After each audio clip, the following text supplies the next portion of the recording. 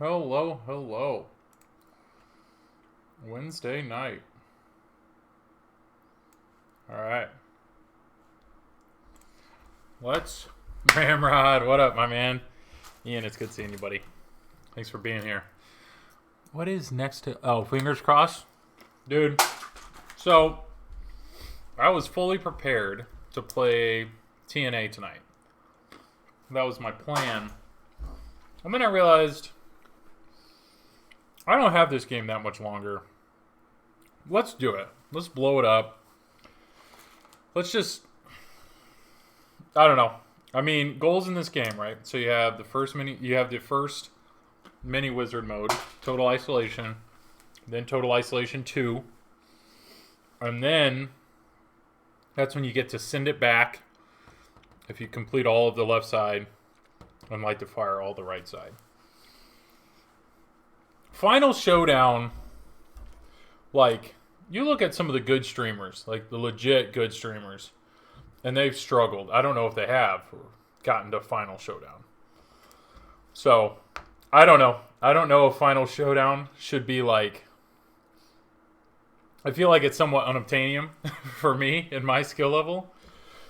But I've tasted. I've been there. I've been close to potentially getting Send It Back or Light the Fire. So, if I had to give this game back to Zach, and I'd achieved one or both of those, I think I'd feel pretty good. And I think tonight may be the night. But, yeah, Ian, how you doing, man? How's life? How's, work? Family, friends, pinball, all that? How you doing, man? And thank you for the continued subscription, too. I really appreciate that. Good. Watch some Expo. I have not. So, I'm actually on vacation this week. Had some vacation times to burn. And yesterday was my anniversary.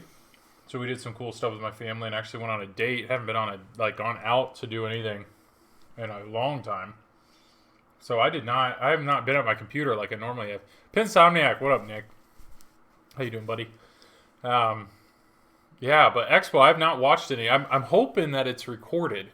I don't know. Have I, the only thing I was looking forward to with Expo was, didn't they say that Deeproot was going to, like, demo some of their stuff virtually? Do you have any idea? Like, I don't know anything. Haven't watched any of the Expo either. Gonna wait for the podcast stuff? Okay. What do you mean by that? Are you just waiting to hear, like, give me the... like when people podcast about it, or is there like an actual podcast event or something? Are they on a schedule? I thought there was. I thought I saw there was like an early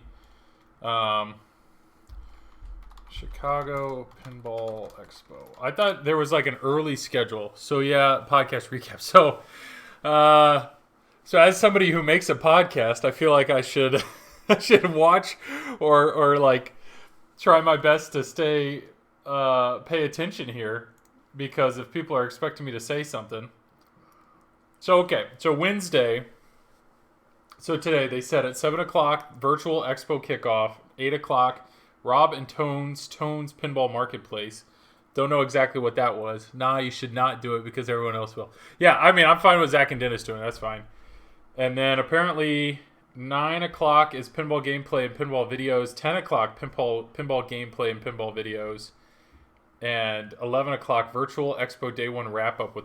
So, apparently, is that on right now? Is that going on right now on Twitch? Yes, is the answer. So, it looks like if you go to their website right now on Twitch, it looks like... There's 151 people watching, by the way. Didn't miss much. They're working on technical bugs and videos. So right now, it looks like we're... Oh boy. Alright, so yeah, right now it looks like they're doing like an auction or something. 142 people watching it though, so good for them. But yeah, I will have to... Thanks for bringing this Chicago Pinball Expo. I'd be very curious, because if that's a thing... and It's over now. They're replaying a selling thing. Oh, replaying, really? So that's not even live? That was from earlier? Well, that's kind of silly. All right, so tomorrow, Rob Burke's All Access Tour. Who's Rob Burke? Should I know who Rob Burke is? Do either of you guys have any idea who Rob Burke is? Rob Burke's All Access Tour. Rob Burke. I Googled him, and I don't think that's right. Anybody? Then we have Pinball Video, various clips. American Pinball Video Tour. That would be interesting. And I hope this recorded, because I would probably go back and watch that. And then it's just Bells and Chimes tournament. Which I'm curious how that's going to work. Is that like a tournament? Up all week, they said, though. Quick little tour of Spooky's new facility. When was that? That was Rob Burke? That was the Rob Burke's All Access Tour? Because I would love to see Spooky's facility. I would love to see American Pinballs. That would be cool. Friday is Rocket City Pinball rejuvenating your playfield. Okay. Great American Pinball, Black and White Twilight Zone. Then there's Project Pinball, Making the Beatles with Joe Camical and George Gomez. Dutch Treat. So Dutch Pinball is having a thing. Okay. Then Jersey Jack. Then TNT Amusements. I think they might be a pinball adventure thing. Okay. So up all week they said, quick little tour of Spooky's facility. Did that already happen? Did we miss the tour of Spooky's facility? Because, yeah, I would like to see that. And then Saturday, Coffee Talk, Tilt, the sweetest science of pinball, discussing pinball podcast. Okay, so Final Round is having a pinball podcast. Okay, that would be interesting. Haggis Pinball has a thing. Okay, so Saturday there's some cool stuff. John Borg has a thing. Pinball Insider. Steve Ritchie, hosted by Jack Danger. Okay. Then we have another Stern Pinball with Gary. Okay. TNT Amusements Pinball. So, okay, apparently we're not doing a Deep Root thing. I don't know. I'll wait to see. I would love to see some. So it already happened. Yes. Okay. I don't know if there's a link or something, but I'll have to check it out later because there would be some cool stuff to see. I have found that I am a big fan, like growing up when Mr. Rogers was on. Oh, George, what's up, man? We were talking about, so Pinball Expo right now, Chicago Pinball Expo, there's like a virtual thing going. So we just kind of looked through the schedule to see what we missed. And thanks for the heads up, by the way, on these headphones not dying, but they shut off after 20 minutes of silence. So I now actually have some music just playing just very quietly to keep them going. But yeah, just curious if I was missing anything with Chicago Expo. But yeah, we'll have to see some videos because that would be cool. What I was saying with Mr. Rogers is what was it? The Speedy McFeely or whatever, the delivery man. He would always show the like how it's made videos, and I have always been a fan of like how it's made and seeing how things are made. So yeah, that's what. If I was ever, are you using the microphone on the headset? I'm not. Nope. I'm still using. One thing I have not spent time messing around with is I like this mic. It's a Blue Yeti mic. It picks up the game really well, so I could move it really close to the game. But I don't want it to pick up my voice, and I don't want this microphone to pick up the game. And it might just work automatically, but I really haven't had issues with the mic not picking me up. So I've just kind of rolled with it. But I don't know. Maybe it's probably worth a try at some point. But here, let's dive into this. But I feel like the mic, I mean, you tell me. I feel like the mic does a good job. I mean, if I'm here, I think it picks me up pretty well, and it picks up the game pretty well. So, if anything, if I went to the mic on the headset, maybe I'd go to direct audio at that point. Yeah. I know on Discord there was a lot of discussion on mic and mic settings, and the reality is I just Blue Yeti mic, set it down, boom. It just works, so I'm not going to complicate things or overcomplicate them. But yeah, if I was going to interview somebody on the podcast that I run, is autofocus on? No. Okay. I think a lot of the questions, like I just listened to there's a really good podcast with Jeremy Yeti, Zombie Yeti, and I just like, if I interviewed him, I just feel like I'd be asking him a lot of like technical questions, you know, like just overall design aspects and software used, and like what is it that they send you when you start. And I don't know. I would love that. I don't know if other people would or not, but I think I would enjoy that a lot. That's at least how my brain works. So, but yeah. Hope everybody's having a good week. I was saying earlier, I took the week off. I had vacation days to burn, and yesterday we that's good content though. Something from a different perspective other than your art looks great. Yeah, I mean, don't get me wrong. Zombie Yeti's art does look great, but I mean, I've listened to I'm a big fan of art, and I mean, my undergrad was graphic design. Like, that interests me a lot, but you know, my job is technical printing, so like that's the stuff that I would really geek out on. Is more like, all right, actually, like, question number one for Zombie Yeti would probably be, as soon as you know you have Avengers, what's the first thing you draw? Is it playfield or is it backglass? Like, where do you start first? And like, try to dive into there and just pick his mind that way. But here's what I suggest. Ask the question you want to know, because other people probably have the same question. I had no idea. Yeah, good point. I don't know. Everybody, it's a lot of, I've listened to a few interviews with Zombie Yeti, and they're all good. Once again, I'm not, you know, poo-pooing them or anything. Jeez. But, you know, for them, like, how'd you get into pinball? And, you know, what's your backstory? What's the history of this? And to me, I want the technical stuff. I love his art, but the job business of the art has never really been something I'm interested in. I'll be in the minority here, though. Okay, good point. Yeah, I don't know. That to me, like, I reached out to Stern. I emailed him. And was I expecting him to email me back? No. And was I expecting them to, like, line me up an interview? No. But, what's his name?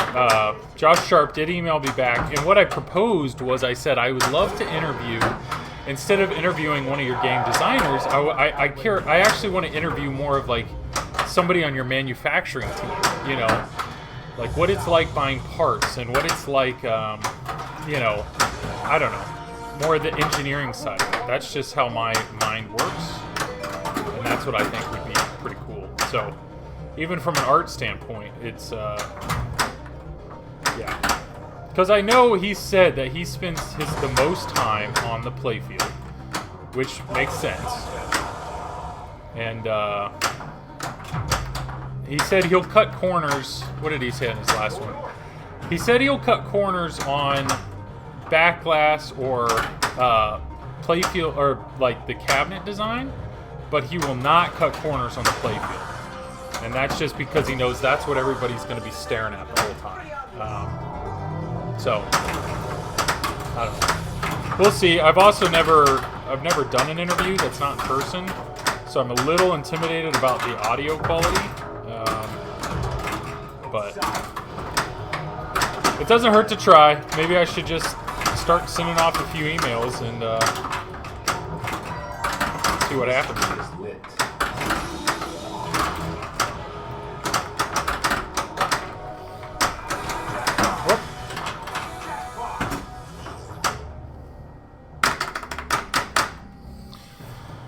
The thing about art and business is that it's unique to each artist, so learning about one's process isn't really going to get me anywhere if I'm an artist. Whereas good software is the opposite. I like software though, like really like software, yeah. Part of what draws me to pinball is my appreciation of art and really beauty. Why don't you marry it? Oh, to the software? Yeah, George. Why don't you marry it? George, you have a favorite software? Do you have one that really gets you going?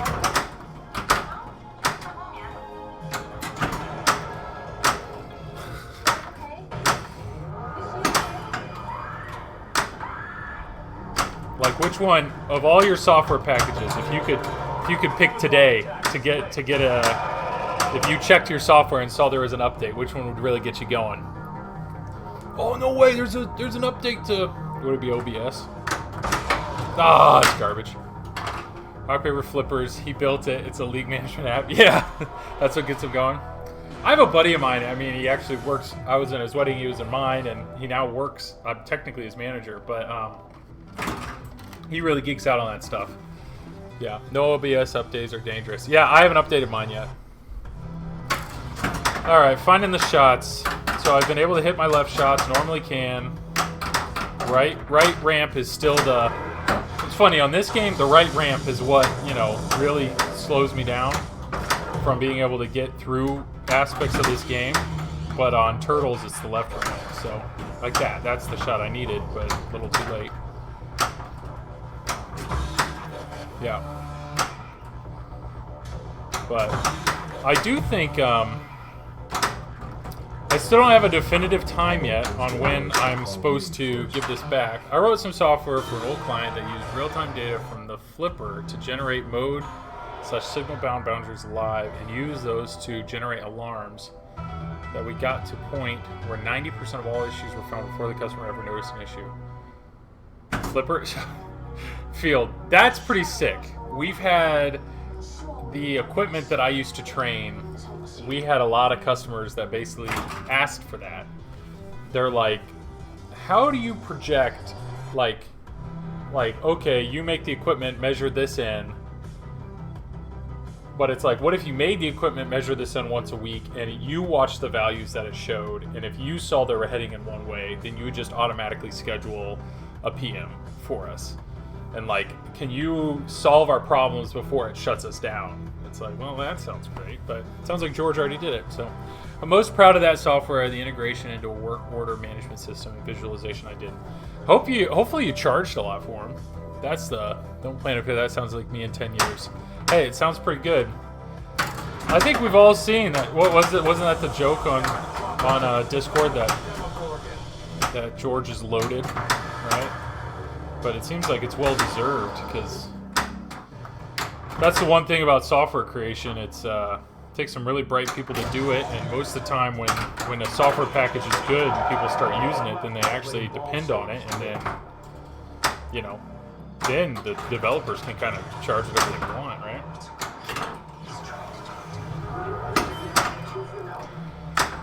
See, that's where the only thing that I ever bill people on is art, or like logo design, and reality is I probably charge too little. I just like always feel bad, and I doubt you guys do that in software, but it's like some people will make me design something, and you do it, and it's like, well, that was easy, you know, so I don't want to charge a lot for it. And then other logos, you spend a ton of time and energy and mental energy working on something, and then if you charge them a lot for it, you almost feel guilty. And then the worst part is when they don't like it. So I need to find that balance of like, where's my time? It took 4 years to write. Dang, the first was actually my very first software project. My boss at the time asked if I had any interest to write software. I said yes, and he gave me a mini version of the big system as proof of concept. Said I had 2 weeks to figure it out and build it. That was in 2009. 4 years of work. 4 years of work. No wonder you're so proud of it. I mean, that makes sense. I don't know. I'm curious about, so like when you're designing, or when I'm designing art, like art is so subjective that it's like, okay, I think this logo looks good, but I don't know if they're going to think it looks good. And then you tweak it and you tweak it and you ask for some feedback and you tweak it and tweak it. You're never happy with it. Is software the same way? Like, do you get in that position where you're truly never happy with, like, you're never full, like you always think of what the software can do? Or maybe you know the limitations of the software and that bothers you, that kind of stuff. I spent 3 days at Barnes & Noble's reading 3 different books on net programming. What I like most about that comment is you said I spent 3 days at Barnes & Noble's, which tells me that you didn't actually buy the book. Did you just use it as a library, pick the book off the shelf, and then sit there and read it and put it back up? That's the vibe I'm getting there, George. Yeah, totally me right now, except I'm defining our best practices. Luckily, the software has a ton of libraries. Yeah. Yeah. That makes sense.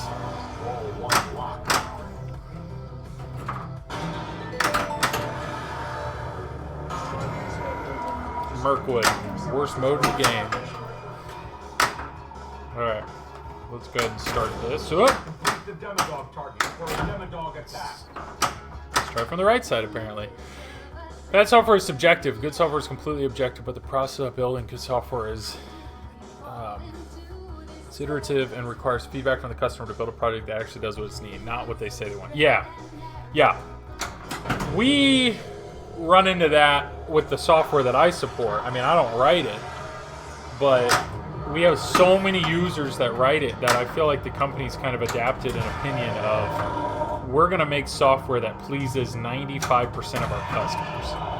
And if there's another 5 that think the way we're doing it is dumb, you know, tough. Like, there are things in our software where you could customize it, but you're probably going to have to pay one of us to have like a solution architect is what we call to like modify it further. But if you want to sit here and tell us that, you know, the way we're doing something's wrong, that's fine, because we didn't design it for your particular setup. We designed it to work with like 95% of our customers. I got super deep into graphic design at one point. I made t-shirts for a charity week in high school that sold out in 2 days. Past years never sold out. Yeah, that felt good. Dude, I struggle with that so much. Like, every design I've made, even the designs like the design that you bought, you know, for George, the Don't Panic Flip. Like, I look at that and there's part of me is like, I like this. I like the way it looks. This is something I'd wear. And then there's other part of me that it's like, this is so basic. Like, what if I did more with it? What if I could do this? Or it's just like, I don't know. I struggle with that. Ever done in that? I don't know what that is. So I'm assuming the answer is no. Cheesy Buddha. Oh, personality test? Maybe at some point. Cheesy Buddha, great seeing you, man. Thanks for dropping in. We're just talking about never being satisfied with your creative endeavors. Whether it's art or software design or whatnot.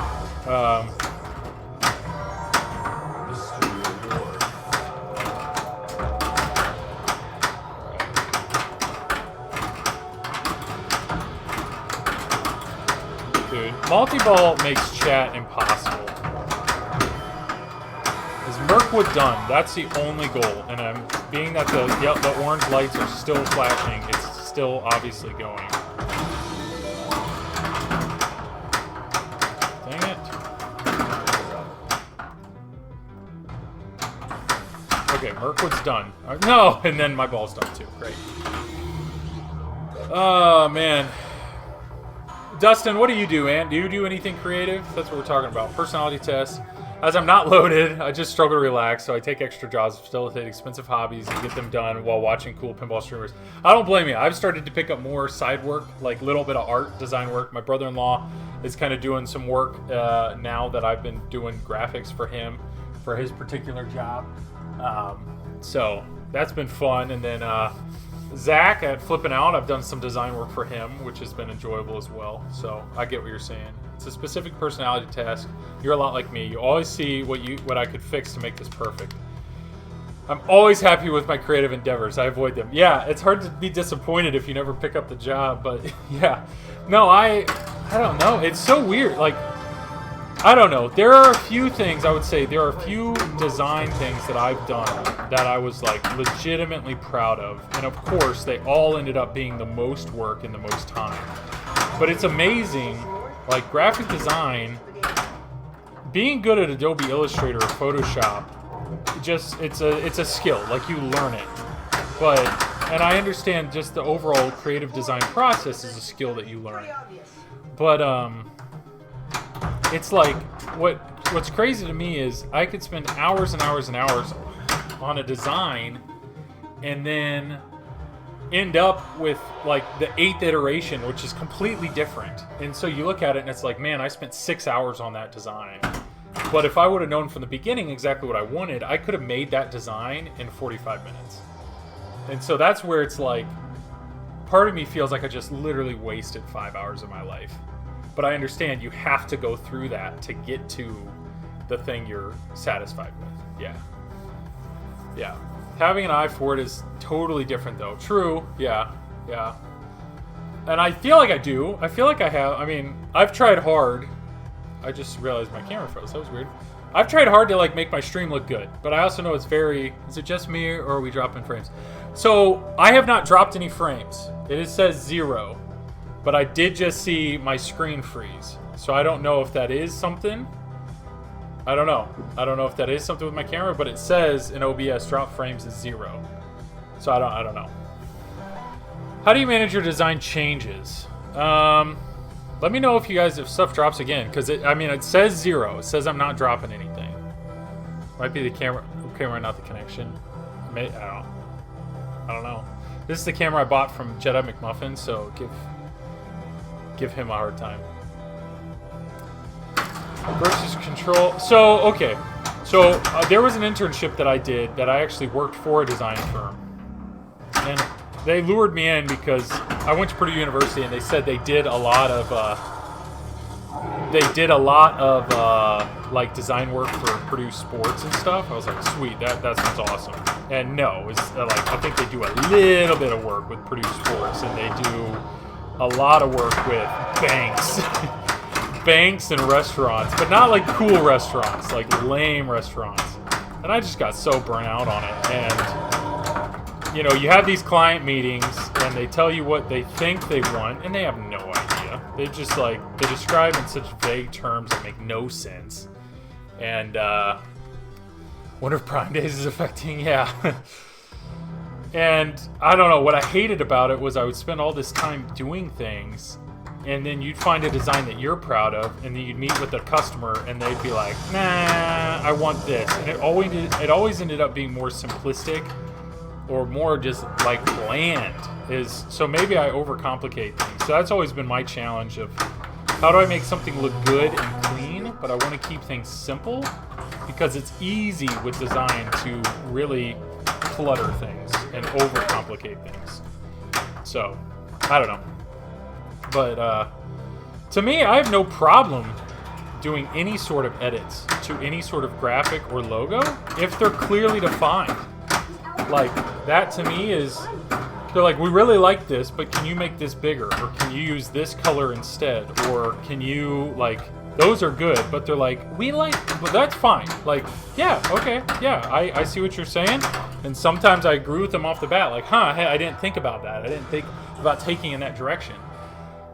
But then other times they're like, we like where you're going, but can you just keep working it a little bit? It's like, what are you talking about?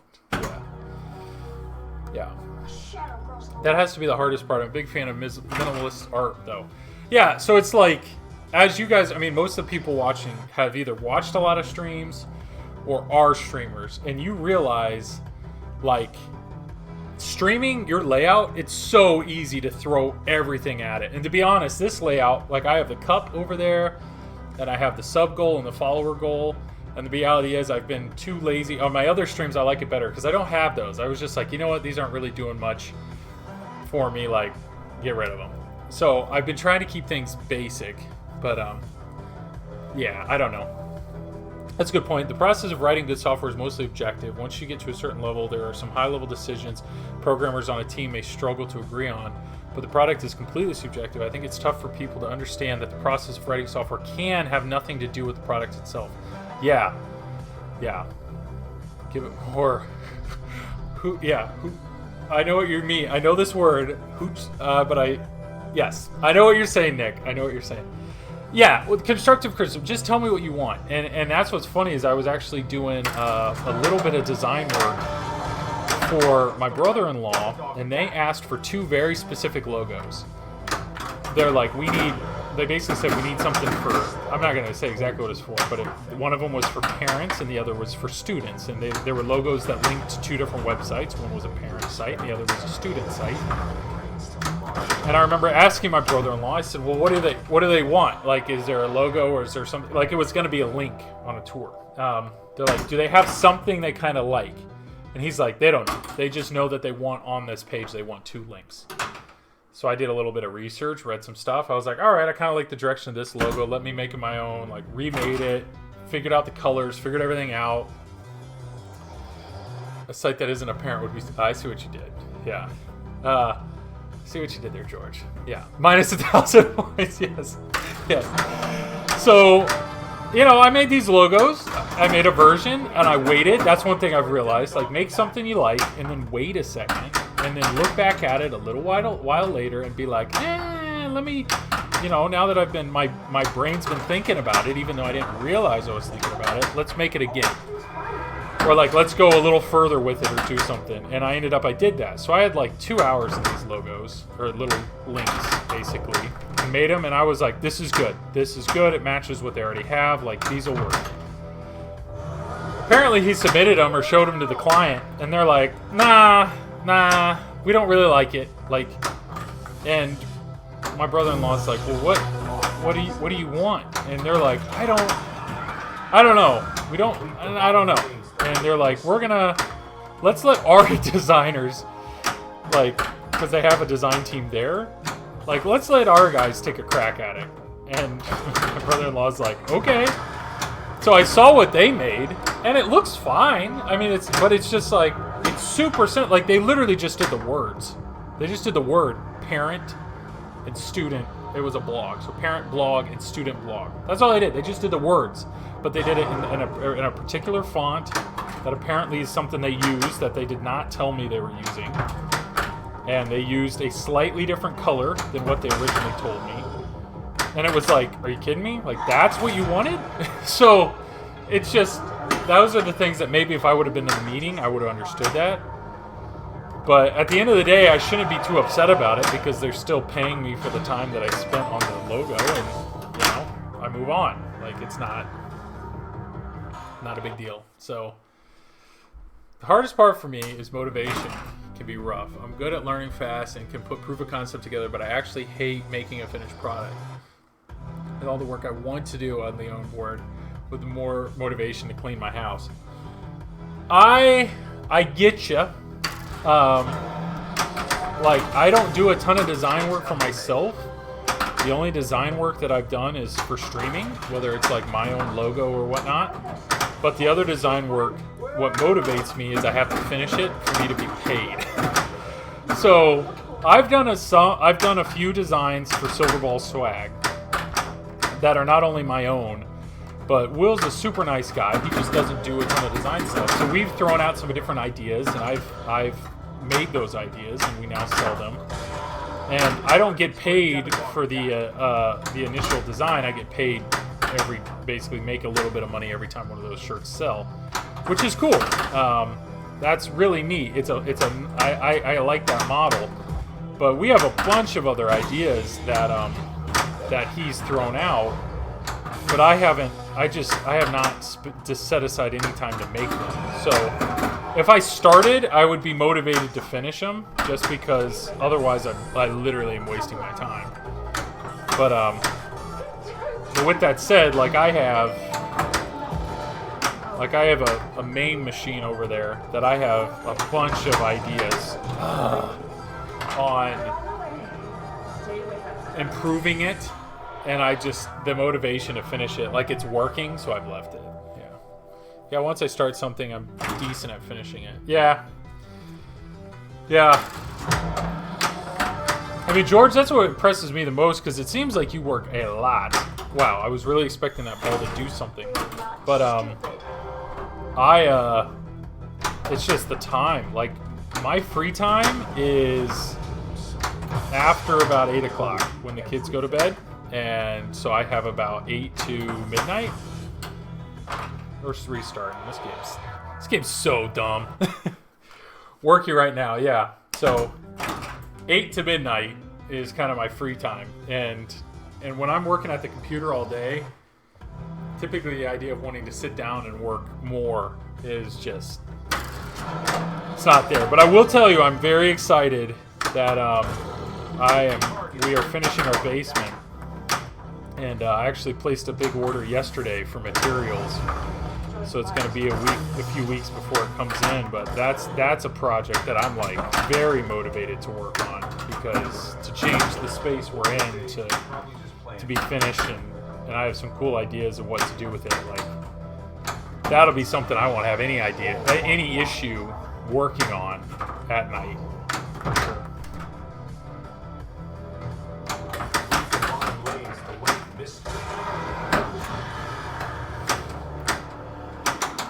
But yeah, I don't know. I don't think I can make a fair comparison between writing software and like, because I don't know. I mean, sometimes writing software is just, we need this to do this, right? I mean, it's very clear when it's like, oh, well, it does it, so I'm done. But art, man, it's like, you could never be done with any art, whether you're designing whatever. You design anything, and there's always more tinkering you can do. But maybe that's why I enjoy doing art for like a paying client a little bit, because when they say they're happy with it, you get paid and you don't have to think about it. It's like, I bet I could have done a little more with that. Bet I could have made it a little nicer, but you know what?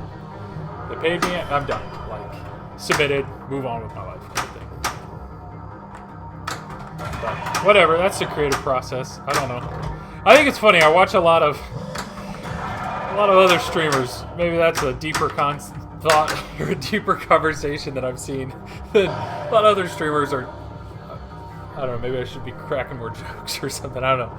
Actually, I would imagine art being tinkering with and software being done is probably the opposite. I would imagine art being yeah, at some point the art is done. In most cases, the artist can walk away. Software, by definition, is active.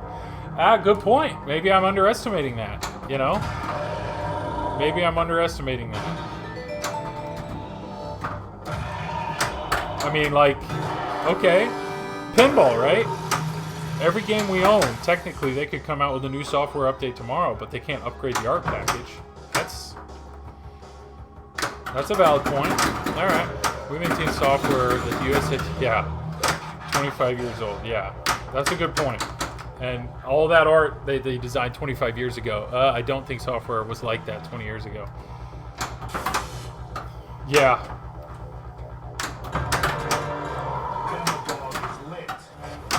Whatever. Are we in Mirkwood? Might as well get Dimmadog going then. Yeah. Do it.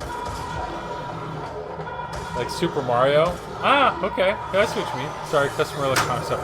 Yeah.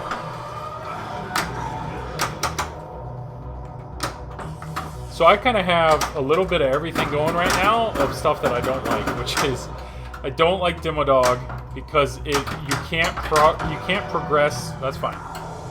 Like if I didn't have a mode going and I started Dimmadog, I couldn't progress the other shots. The Demogorgon modes are different. If it's a single ball Demogorgon mode, you can progress the shots. But if it's a multi-ball Demogorgon mode, you can't progress the shots. And so Dimmadog, every time, to me, I feel like it's a long mode that I'm locked out of doing other stuff. So me draining there doesn't upset me that much because I got through the mode, so I'm down one mode, and I got through one Dimmadog, yeah. It was poorly designed 20 years ago because the mentality on software development was bad. Improvements on how businesses think and software is allowed for easier mandates, updates, manipulation. Yeah.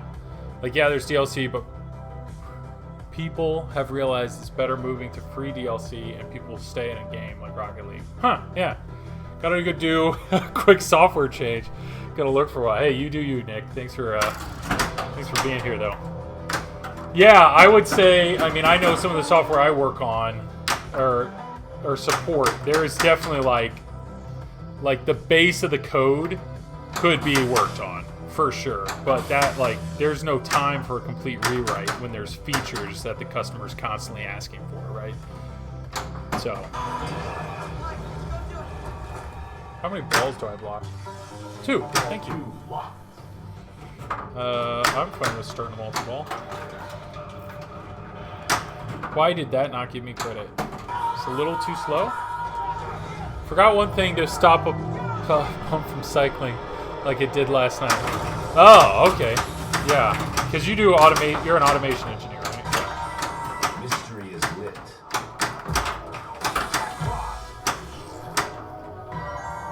Mystery.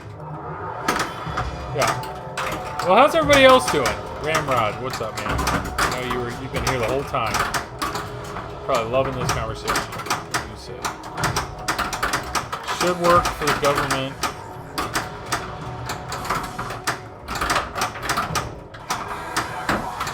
Alright, let me get through this. Bullies is nowhere keep it alive. I have a ball stuck up there. Okay, that's fine. So let's kick one back there. I love that. I love when things go according to plan. We need those orbits. Oh.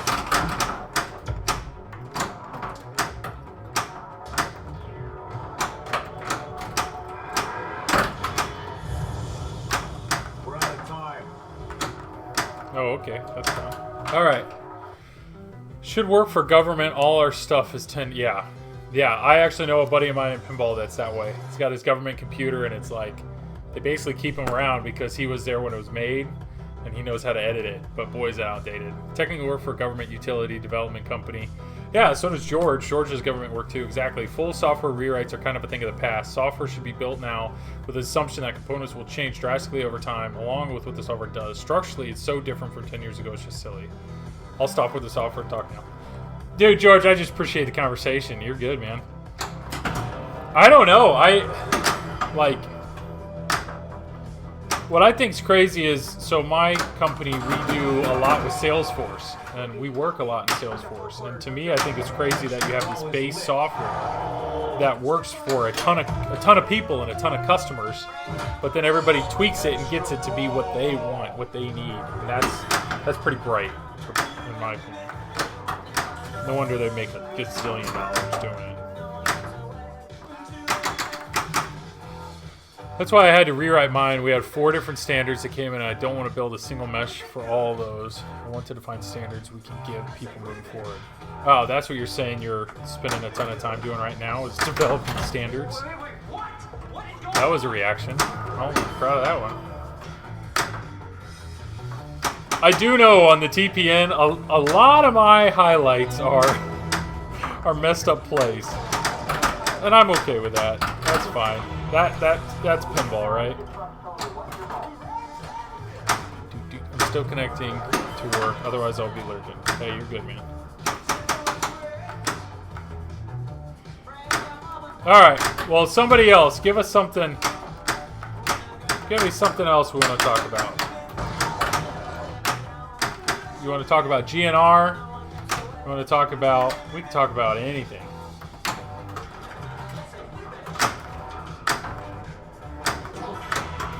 Ah, I need to hit the ramp. Left ramp. Oh, we're going to run out of time. It's alright. It's okay. Not completing the mode. I don't really care about points. Alright, we're moving on. Your time is up. I mean, you saw Don't Panic Flips from last night. Oh, his clip? Yeah. Yep. It's always this right ramp. There we go. Look at that. Look at that. I'm about to drain. That's normally how pinball goes, right? You have a moment of feeling like you're good, and then you get humbled. Sweet. I'm in. This is grid. I don't know how many dangers I have. It's probably 2. Win Raider, what's up, man? Joe, right? It's good seeing you, buddy. Oh, the turn down for what? Yeah. Good evening, sir. Joe, it's good seeing you, man. So excited to stream. It's been 3 weeks, and the last stream felt like a lifetime ago. Yeah, well, you moved. You got a new machine coming in. Joe, how's life? How's your Wednesday? How's your week? Thanks for coming and saying hey.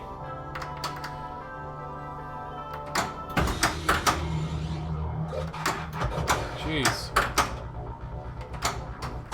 Alright. I need to hit the right ramp. But I should be getting some points right now. Burn It Back's doing good. Life is great. Week's flying by. Yeah, I'm on vacation this week, so it's flying by more than I wanted to. Another one of those staycations, right? But there we go. There's that shot. There's that shot. Let's keep these shots going. Come on. Get out of the slings. Get out of the slings. Jeez, I hate that. Getting a new game, making room. Me or you? I am. This game is on loan from Zach at Flipping Out. he could call me any day and say, hey, I'm swinging up to Indy. I want to grab that game, and it's his. So I do think we have something in the works that I'm going to get a new one. Not Stranger Things. I'm going to get another game from him to stream, which could be great. So I'm all for that. This streaming's a ton of fun, and if I can continue to stream different things, then why would I not? Alright, get the ball on the left flipper, and let's get this going on. I'm keeping it open, but there may be a chance that I would get an Avengers Pro, which would be sick. I've never owned a Keith Elwin game, and I am definitely intrigued. I'm definitely intrigued to see what owning one's like. Come on, ball 3 already.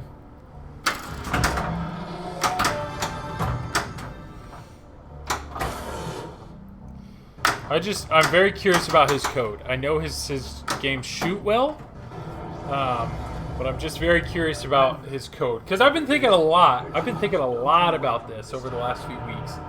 And it's like, what is it about pinball that I love? And sure, don't get me wrong. When you, like just a few minutes ago, hitting that right ramp, when I know I have a shot I need to hit, and then I hit it, and I know it's purely based on the skill that I just, showed to do it, yeah, there is satisfaction with that. But at the same time, that's not though why I'm in pinball, or why I own pinball machines. That sucked. I was trying to catch that ball. That was a complete waste of a multi-ball. I know nothing is going to be done around the house once I have adventures. Yeah. All right. Pump is fixed. Hey, nice job, Nick. That was quick. All right. I need to get this extra ball. So, I think what drives me in pinball is pinball moments. And I know that's cheesy, but it's like, I want to get sucked into a game and work and work and work and work and work to achieve something, achieve it. And not only do I want to achieve it, I want to be give me a reward for achieving it.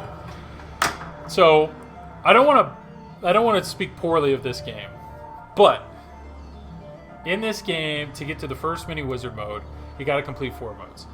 The modes are good, the shots are good, but my biggest complaint right now with this game, it's hilarious to me that Zach Mini says he likes pinball moments, but he just wants a flow game. But he also wants a flow in a game. Yeah. So in my opinion, the first wizard mode and the second wizard mode are total isolation. Which I understand the point of the show. She gets in a zone and is trying to see and hear these people. But to me, it's we built up to this. So give me something big. Give me a big moment. Give me an exciting moment. And total isolation, in my opinion, with this game is not a big moment. I've realized that's kind of my biggest issue with this game is the things I'm working towards don't reward me the way I'd want to. And the most rewarding thing you can do in this game is hit a Demogorgon in the mouth. And this isn't my game, so I haven't adjusted the mechs at all. But I would say this is a mech that needs adjusted for me to be able to hit him in the mouth more consistently. And so that moment is so rare that I don't really get to experience it. So I don't know. That's to me, that's my complaint with this game. But others love this game. And that's fine. Okay, where are we? What do we got here? Total Annihilation, it just yells at you. I think Total Isolation, turn off every light on the table, including GIs, and only light the one shot. That's great, yeah. Terrible for streaming, but a good pinball moment. Yeah, and I don't have the UV kit on this game. Once again, it's not my game. Why did I not move the machine? Once again, it's not my game, so I can't I haven't added anything to it, but if I actually own this game, I'd absolutely add the UV kit, and maybe that would suck me in more. Oh, thanks. Shoot again. Great. Joe, what do we got? When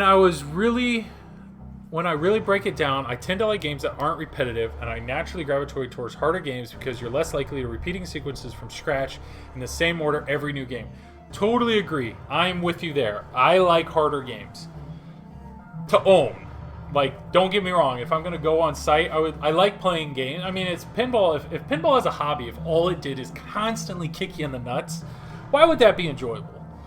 So I like that every once in a while it lets up and you actually hit shots that you want to hit. And you have people that are an extreme version of lighting up, where it's like, you know, the Skip Natties and the Bowen Karens, that it's just like they just hit Keith Elwins. They can hit anything they want. You know, I don't know where their challenge is. Like, is pinball even fun for you anymore? Because you can just hit everything. So I don't know. I think there is a balance there, but and I'm not a competitive player where I'm going to be mad at myself for like sucking. You know, there's a balance. But owning games, I like harder games. Give me a game that continues to pull me in. TNA is my go-to answer for that one. TNA is I think it's a hard game. But I like it that it's simple enough that I can explain to friends and family how to play it. And they get to experience, like, destroying a reactor is a moment that they could potentially achieve in 3 balls. I don't know. Hobbit was the exact opposite of that. I think Hobbit really didn't challenge me as much with shots. It challenged me more like a marathon would challenge me. Like, can you put together this perfect game kind of thing? And, I don't know. I miss Hobbit a lot. Love getting my next hit by Xenon. I need to try Xenon, man. I've never tried it. I've never played one, but I do like your stream. And it looks really fun, and I think it's awesome that you're investing the time and energy and money you have on making that Xenon the nicest Xenon possible. I think that's awesome. I would love to hit that extra ball, but it makes it very hard with the ramp down.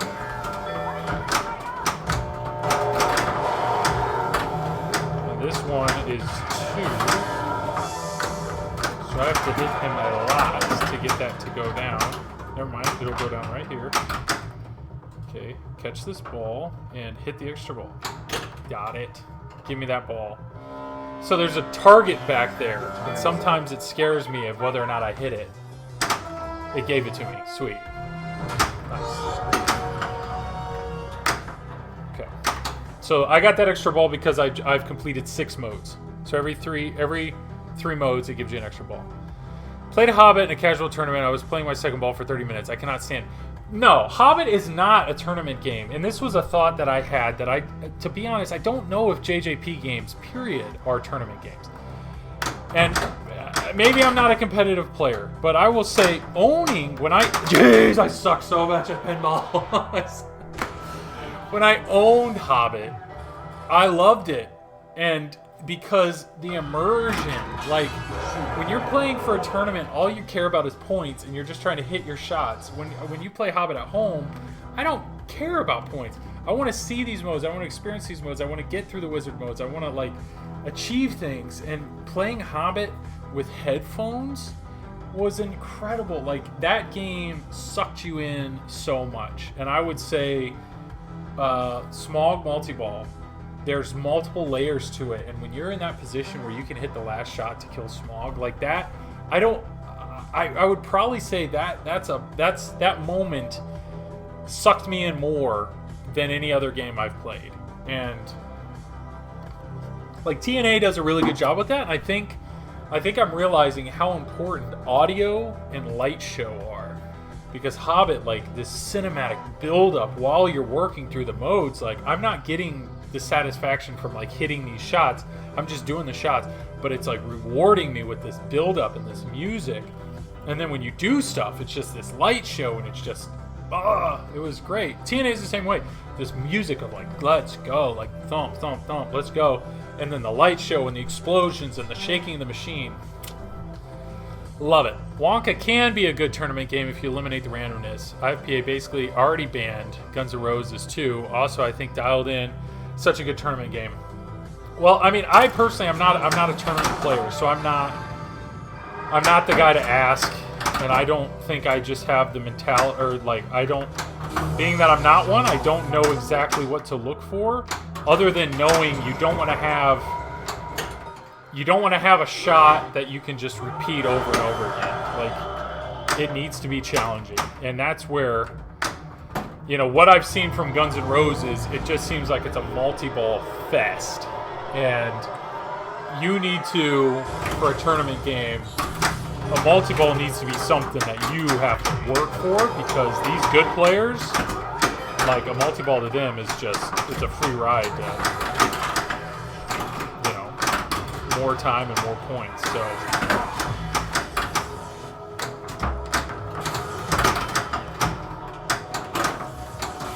like, to me, like right now, I understand if I was a tournament player, I would be trapping up and I would be doing more on trying to capitalize on these jackpots.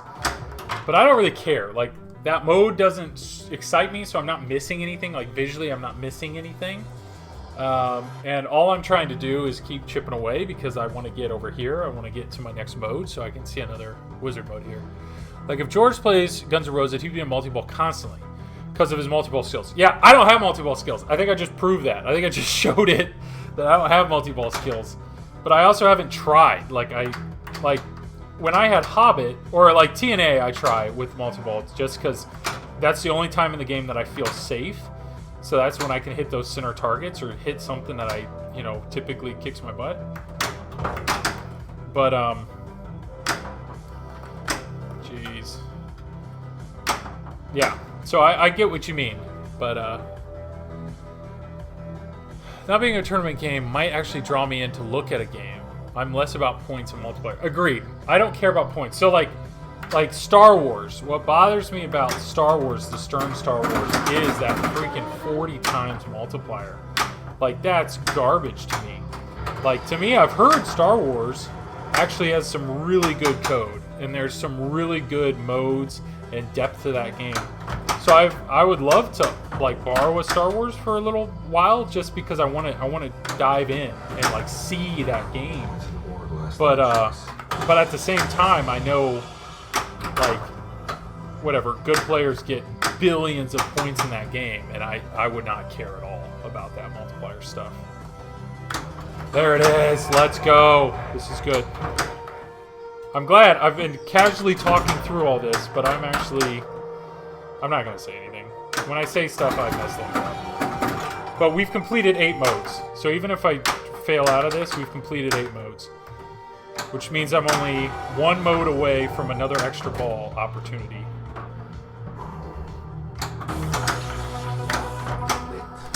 Jeez. Okay, it's fine.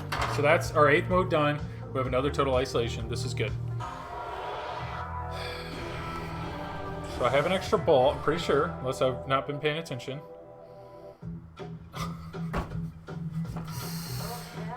Enter your initial. Apparently I wasn't paying attention. I thought I had an extra ball! Oh, God, I suck. Here's another clip for the Joel Sucks on the TPN network. Oh, boy. Blue Goose, way to hop in, man.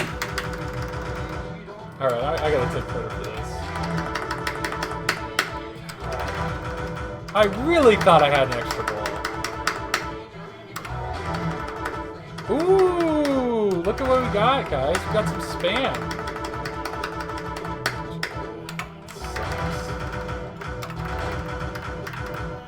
Who's this? Wanna become famous?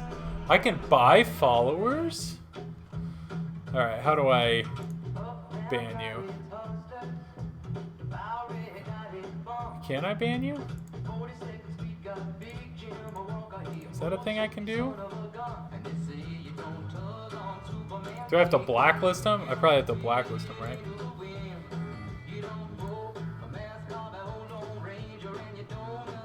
Oh, here we go. Ban. Got it. How do I get rid of this? Dude, I clicked a button and now I've got this freaking window up. Get it? Get it? Okay, now I got... What's going... Oh, yeah, in. Got it. Okay. What just happened? Thank you, Knight Rider. Thank you for the follow. I clicked a person, and now I need to get them gone. How do I... There we go. Okay, got it. All right. Well, sorry. That was just a mess.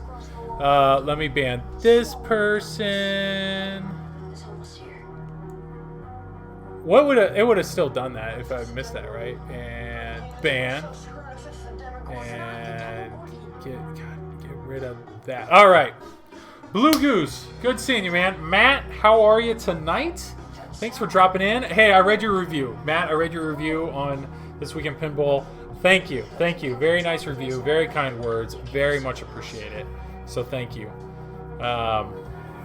Yeah, it happens to the best. Like Brady's last week, forgot it was fourth down. So I was watching that, and I remember what's crazy to me though is in that moment, he throws that ball, fourth down, turnover on downs. They announced it, turnover on downs, and he like looks at the ref and he's like, fourth. Part of me was like, does he get an extra ball? Like, am I missing something? Like, I did not question him. I was like, wait, what? I was questioning myself. And it blew my mind that he didn't know what down it was, but. That sucks. All right. Jeez, I really thought I had an extra ball there. I was not nudging. I didn't know how many dangers I had. I just let it drop because that was going to get me through my mode, and then I could have plunged in a total. Jeez. All right. Well, everyone, thank you for showing up tonight. I am Joel. This is Just Another Pinball. I stream for TPN, the Pinball Network. There's some amazing people on this with me. George, Don't Panic Flip, he also streams. Nick, the Pinsomniac, also streams for that. I actually have a schedule here. We can take a look real quick. George and Nick, feel free to update this page because I know it only shows 8 people because we've grown immensely. We've grown immensely since then. But yeah, Chuck Wirt was supposed to be streaming. I think he had to back out. I didn't see him streaming. I'm streaming now. Nick, feel free to chime in.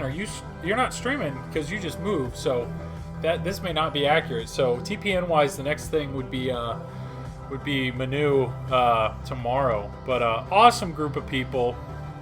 Feel free to check out the TPN Facebook group.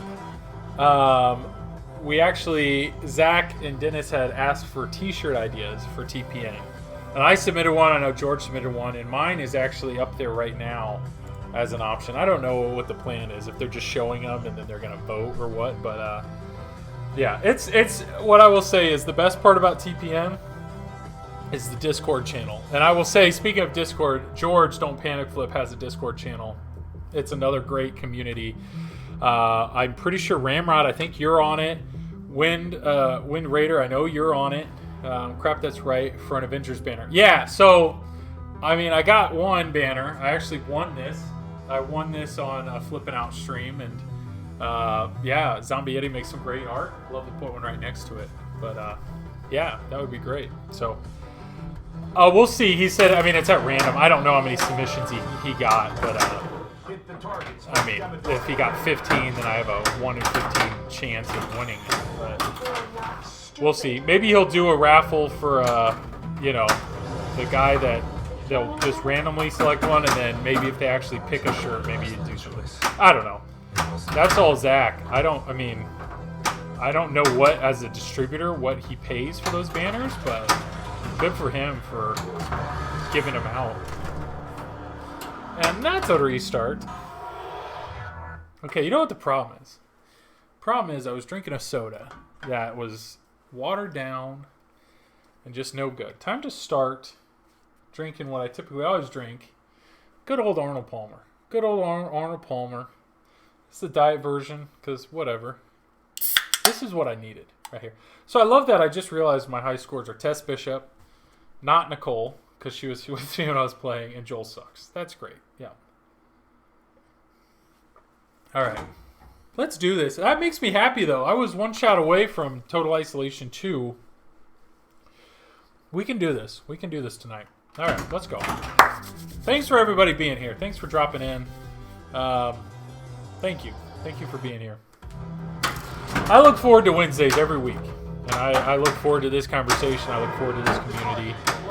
I look forward to an excuse to come down here and play pinball. And I look forward to draining the ball way too quickly and questioning my life choices. Love it. Love it. Love it. Look forward to it. It's great. Here we go. Complete the target's to light debit dog attack. Alright. So has anybody that's watching played GNR yet? Or another question would be, has anybody watching played Avengers yet? Because latest machines, right, would be, well, Rick and Morty. Has anybody played that? Turtles, I have. George on here, Don't Panic Flip, he has one, so very familiar with that game. And then Avengers. Matt, you said you played Avengers Pro. What do you got? Give me the rundown. Give me the rundown. First off, if you had to buy one, would you buy the Pro or the Premium? Did you feel that without the raising and lowering discs, did you feel like something was missing? That kind of thing. How are the shots? How are the codes? How are the call-outs? Yeah, I mean, give me all the deets. I need all the deets. Get too excited. I can't even follow the flippers. I usually go pre. I'm assuming you meant premium.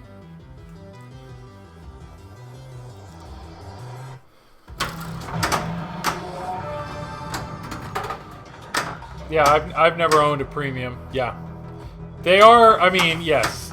The more mechs are, the more mechs the better, right? I mean, I say that, I know personally, when I've owned some older games that had some really cool mechs, like Shadow. I own Shadow. Shadow had some awesome mechs. The diverters, the upper playfield, all that stuff. But it surprised me how, while I owned that game, I was actually, like, nervous that it was going to break. Just because there's so many mechs in that game.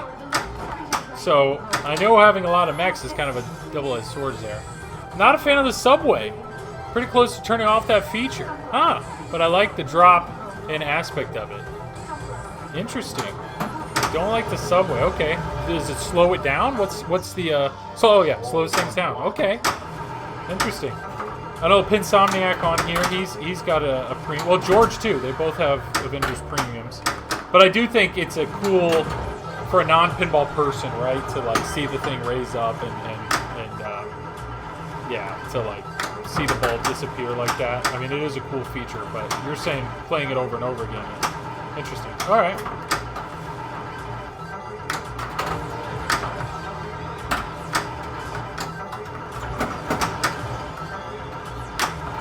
Did I complete that mode? I did. Nice. Demo dog is lit.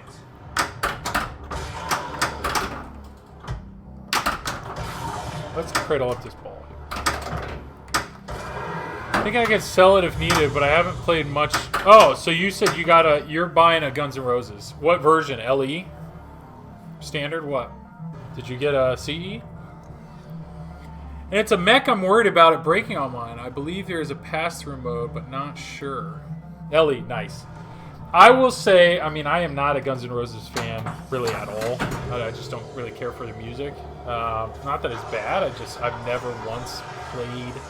I want to listen to and search and play a Guns N' Roses song. But I am a sucker for a good light show. A sucker for a good light show. And the light show... Yeah. I will say Jersey Jack does a very good job with immersion, like really sucking you into a theme.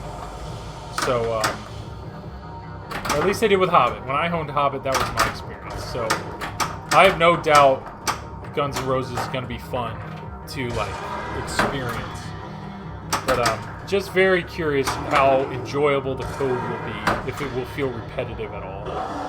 Like, I'm very curious about 21 songs. Like, are you going to find that some songs are just rinse and repeat of the others? Or are they really going to feel different? And the fact that you can control that, are you going to find yourself playing the same ones over and over again? I don't know. Just curious. Just curious what people's thoughts are.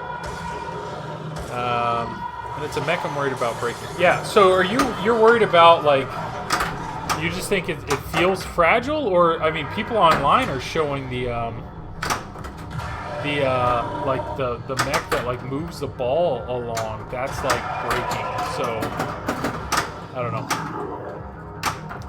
Matt, I am jealous. I'm jealous of your Guns N' Roses. And you're right. I bet you'll be able to sell it for sure. No! Whatever. Half my choices are what I think folks will enjoy when they come over. Dude, I'm right there with you.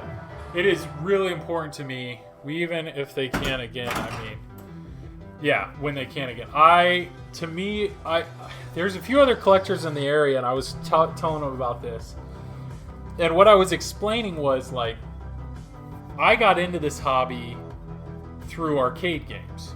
And I spent a lot of time making these, arcade games and main machines and, like, getting stuff that I thought people would like. So, like, the classics, Pac-Man, Galaga, all these things. Centipede.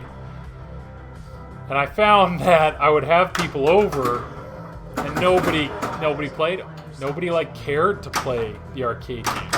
And what I quickly realized was, if somebody really wanted to play Pac-Man, like, maybe an older person would enjoy it because they're not playing video games.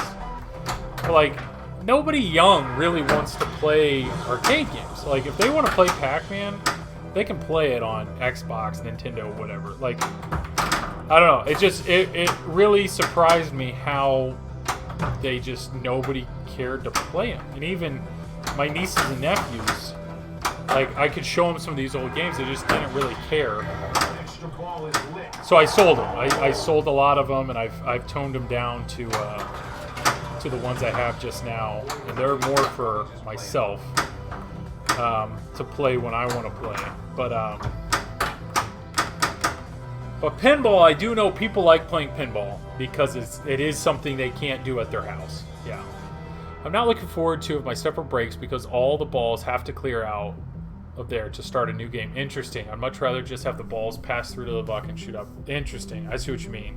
Yeah, if they schedule that, like virtual lock, but just keep the mech down and just let them roll through, yeah. Kind of like the Turtles fan issue, yeah. So yeah, I have half arcades, mostly 2-player. I agree. I mean, to me, my favorite way to play pinball is with other people, and same thing with arcade games. Even really video games. Like, there's not many video games that I play completely by myself. I'd much rather sit next to or play with somebody. Yeah, I'm just more of a social gamer in that aspect. So I'm with you. To me, a pinball machine, there's a balance there. It needs to have depth.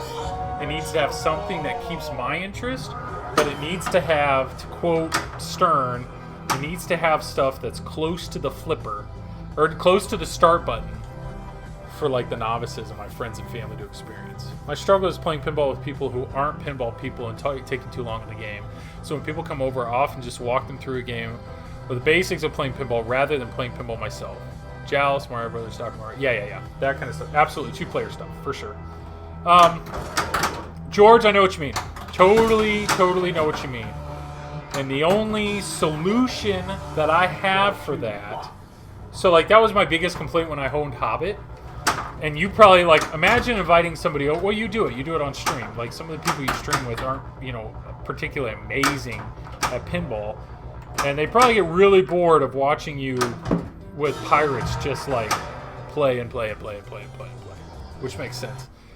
But Hobbit, if I ever played a multiplayer game with anybody, like my wife, I think played like 1 or 2 games the entire time I owned Hobbit. Because if we try to play together, her ball would last 1.5 minutes and mine would last 20. It just... She had no interest in doing that over and over and over again. So, I get what you mean, and the only redeeming quality that I have to fix that problem, exactly, I get a lot of crap from Christine and Abby if have a good ball. Yeah, makes sense because they want to play. The only thing that I like, or my one redeeming feature to that, is co-op mode.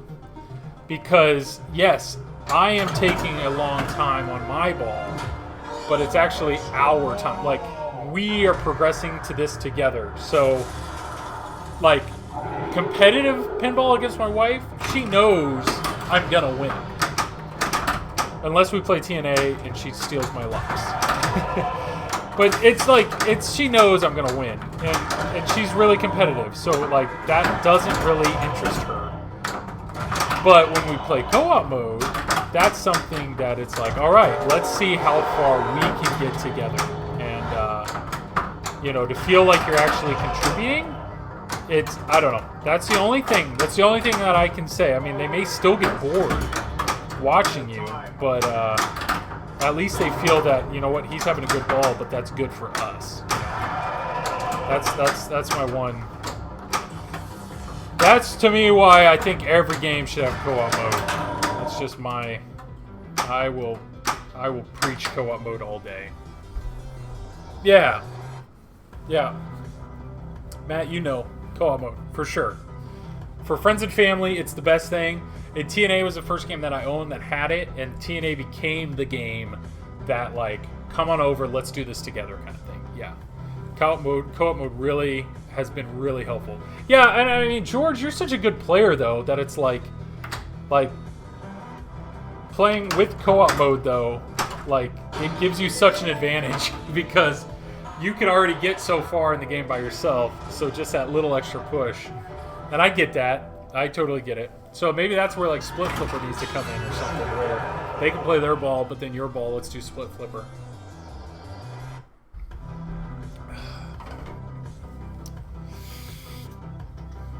Alright, Joe, I think coding could help. Co-op is making it more fun.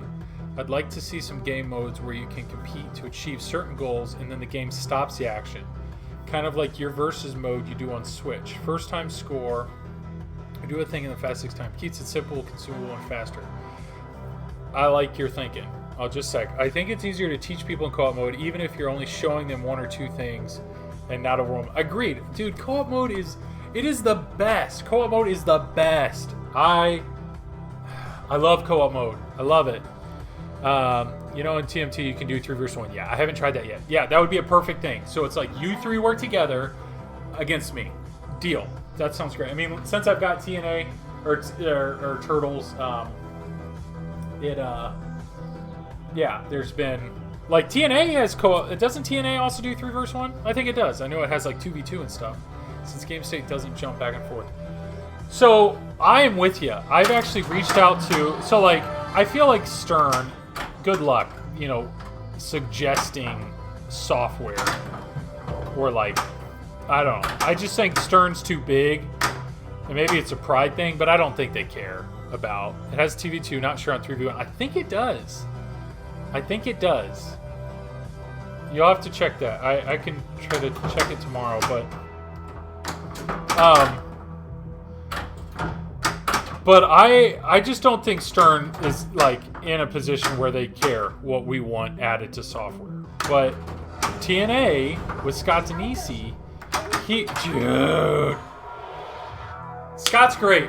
Scott is awesome, and I've actually messaged him multiple times, and the issue that he always says is time. He just doesn't have time to write the stuff. But I threw that out, that it's like, man, if you gave, like, the speed... I knew that was so close. Yeah. Walk the plank. I know. It's like, oh, the ball's going to stop, and then it doesn't. Alright, let's just... Whatever, let's actually try on this multi-ball. So, what I was saying was, I've reached out to Scott, and I said, during exactly our versus game, George and I, when we did our versus game, it was like, hey, first to do this. And there's something about any game that I've ever had that shuts off the flippers because you've achieved something, not because you tilt, but because you achieve something, is a very cool feeling.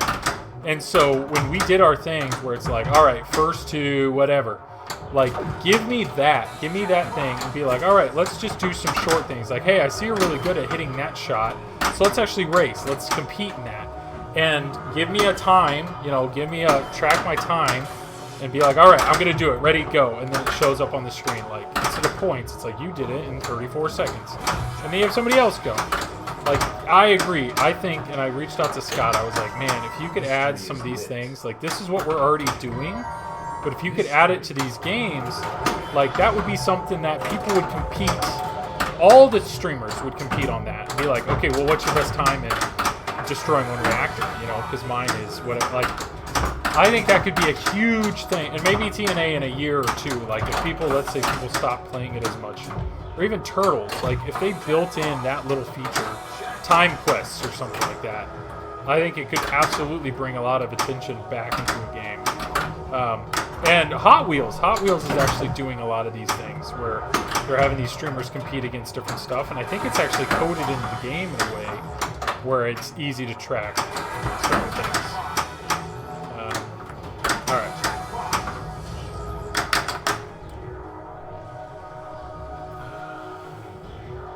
I think we need a challenge. I think we need to challenge the notion you always have to play pinball until it drains. Modes that don't rely on that could be interesting.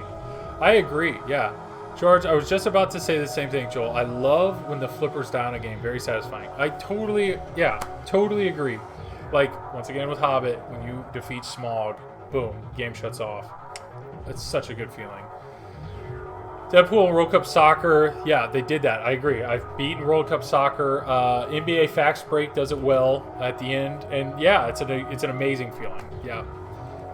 Nick, yeah, I see huge potential in these mini wizard modes. Denise, you should open source TNA to breathe new breath into it. I think we had mentioned this before, and you're right.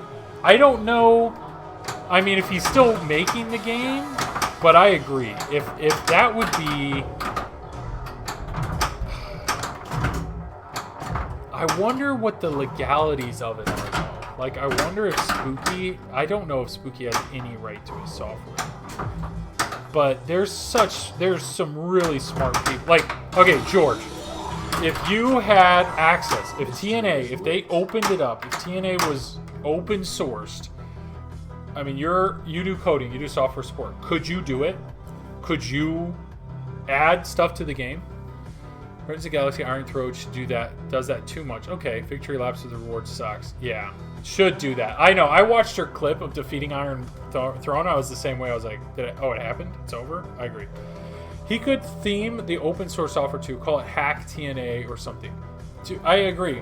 And I don't know, maybe strip it down or do something, or I don't know. But, I mean, George, like, do you have the ability, and I don't know what kind of code he's writing in, but, like, if you knew tomorrow that he was absolutely Hackathon TNA Challenge, yeah. If you knew that was something, like, would TNA immediately become a keeper? Like, would that become, if you knew that you had the ability to control and make TNA exactly what you want? But I'm not too difficult, and there's a bunch of software to do exactly that. Yeah.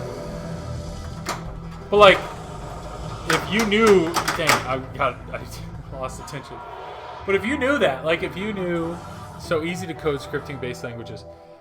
That's a brilliant idea. I don't know. Maybe I'll reach out to Scott and ask. But what did we get? How do I have your initials? Oh, okay.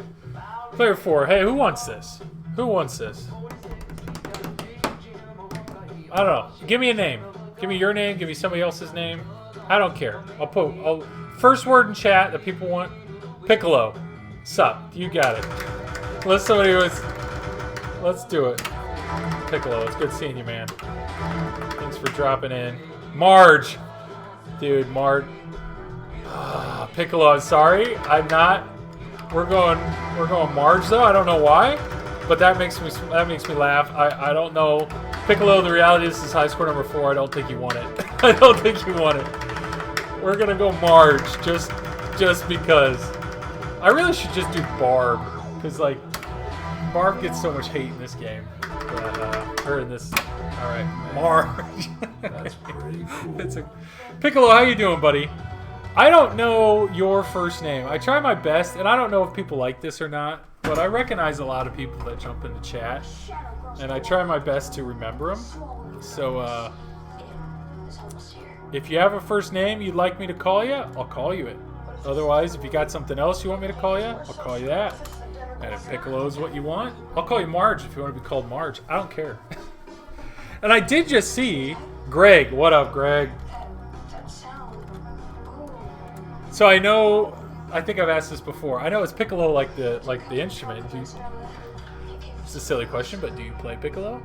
Yeah. Just don't call me late for dinner. George, get out. Get out. What a lame joke. A lame joke. That I know I've said many times. I mean, it's such an old man joke, right? Yeah. All right. Well, Greg, thank you, man. Thanks for jumping in. So you think He-Man from Stern in 2020 with Netflix reboot? Really? I mean, I don't know. The question is, how much does Stern really listen? Because, like, He-Man, there's a lot of people that say, like, give me that game and I'm in. It's actually Piccolo, like the Dragon Ball. But I said the instrument. Okay. I see what you do. Nice. I like the head game. I don't know. I mean, people, what are they? People talk about, I mean, the number one dream theme that everybody says, She-Ra with Netflix reboot would be good. Yeah.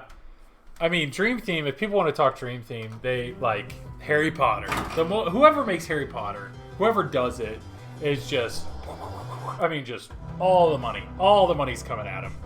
And what would be great is if Stern does it and it's like stripped down or what. I mean, there's going to be so much complaining because people are going to complain about the lack of whatever.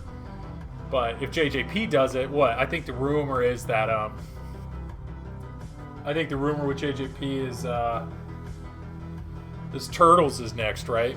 Not Turtles, Toy Story.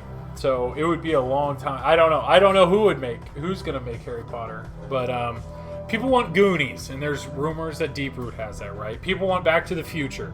There's rumors like American Pinball want that. He-Man is one people talk about. People talk about Pokemon or Power Rangers or all these things, but Stern's all about crossover themes, mass appeal. I mean, yeah, Turtles is a huge theme. Stranger Things is a huge theme.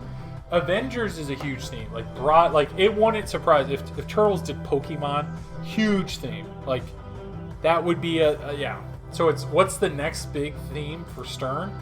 I don't know. I actually don't know what the next thing is. The next game out of Stern is what? Led Zeppelin. There's rumors of Led Zeppelin.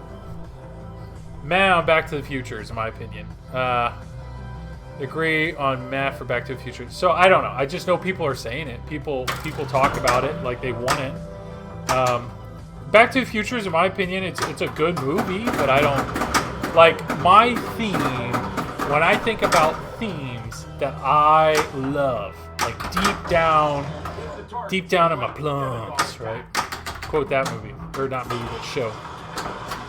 The themes that I love are Turtles, and I couldn't be happier that I just got my Turtles machine, and Batman, specifically Batman the Animated Series. Ugh. They gave me a Batman the Animated Series game.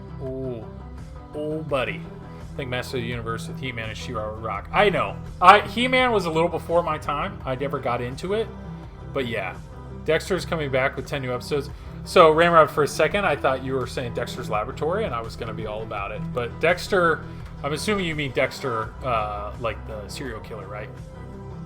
Should do a Dexter pin.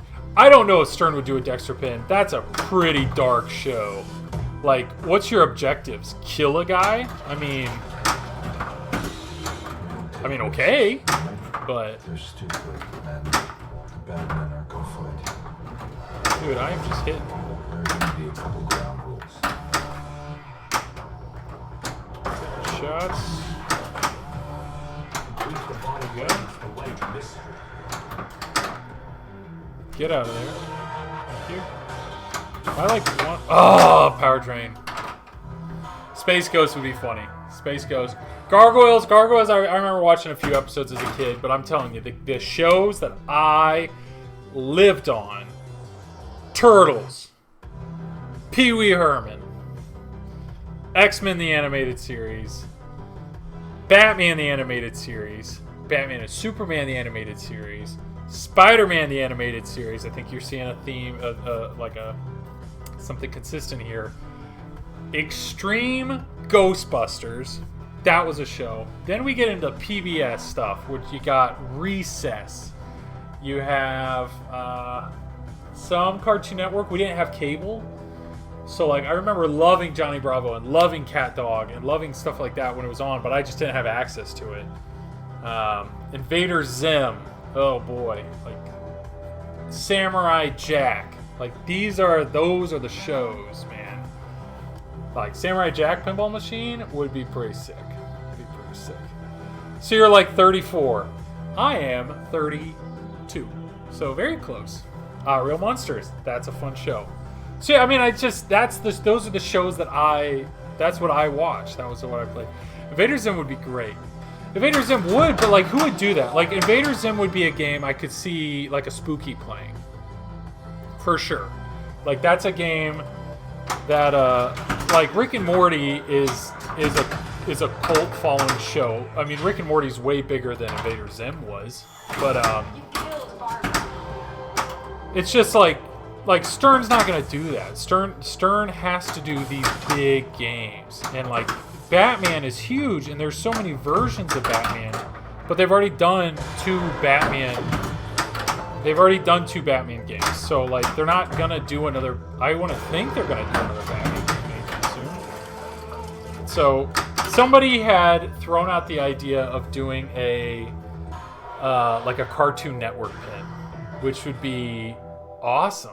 Like, in my mind, for my age, but I also understand 32. 32 is not the target demographic of pinball. I don't think. If we asked Josh Sharp, truly, what is your target demographic for pinball? I don't think it's 32. I don't think it's 35. I would guess 40 plus. I would guess. I could be wrong. I don't know. What is your guess? What do you think? Target demographic for pinball. What do you think the age is? Definitely get into Invader Zim or Samurai Jack. Dude, Samurai Jack. The art in Samurai Jack.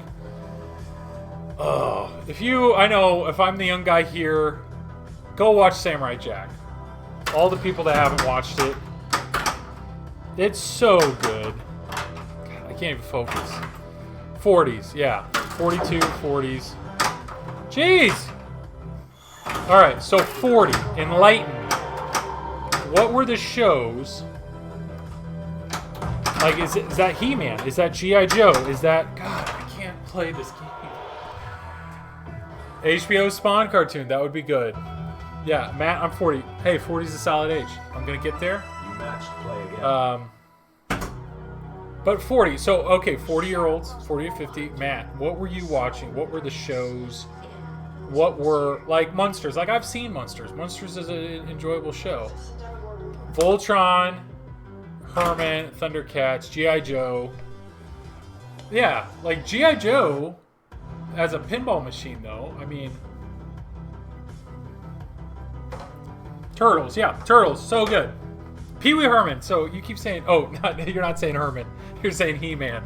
Got it, yes. He-Man, they just did Turtles. The only thing about He-Man, though, is they're not making anymore, right? Did I miss that? Is there a Netflix one coming up? Is that what I saw was coming up on reboot? He-Man from Stern in 20. Is there? So there is a Netflix reboot, is what you're saying? Because like Turtles is still going. So Turtles today, if you put Turtle Pin, like the nieces and nephews, like they know Turtles, but I don't think any of my nieces or nephews know He-Man. So 2 series on Netflix, I think, for He-Man. Yeah. So if that's the thing, yeah, let's go. Let's get it. Okay. All right. Netflix. Yeah, I could see that. I could see Stern potentially doing that. Multiple seasons of Netflix. She-Ra was Crazy Space. Sure. I don't know. If Stern's saying we need to get younger people into pinball, then Avengers, I mean, what more do you want? Like, everybody knows Avengers. Old people, young people, everybody knows Avengers. Everybody may not know comic book version of Avengers, but that's got mass appeal. Stranger Things has mass appeal. Turtles has mass appeal. Like 10-year-old, or let's say 12-year-old to 60-year-olds. These are maybe, I think 60-year-olds know Stranger Things. I'm not trying to say anything wrong there. His body was a fake. But if those are the themes that Stern And then Stern makes exceptions, right? With like monsters. Like they know 12-year-olds don't know what monster is. But I think they know they have to have like Jurassic Park. Because there are current Jurassic Park episodes, they know 12-year-olds know Jurassic Park. But then they also know there are a lot of people older than that like obsessed with Jurassic Park. So yeah, I get yeah. I don't know. So what's a theme like that? What's a theme that a 12-year-old can like and a 55-year-old guy can like?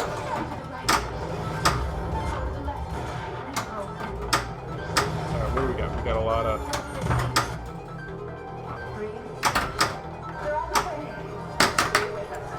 Classic NES theme game would be cool to start seeing. If someone were to lock down the license roll at the classics, that would be... Yes, Super Techno Cold Pinball, yeah.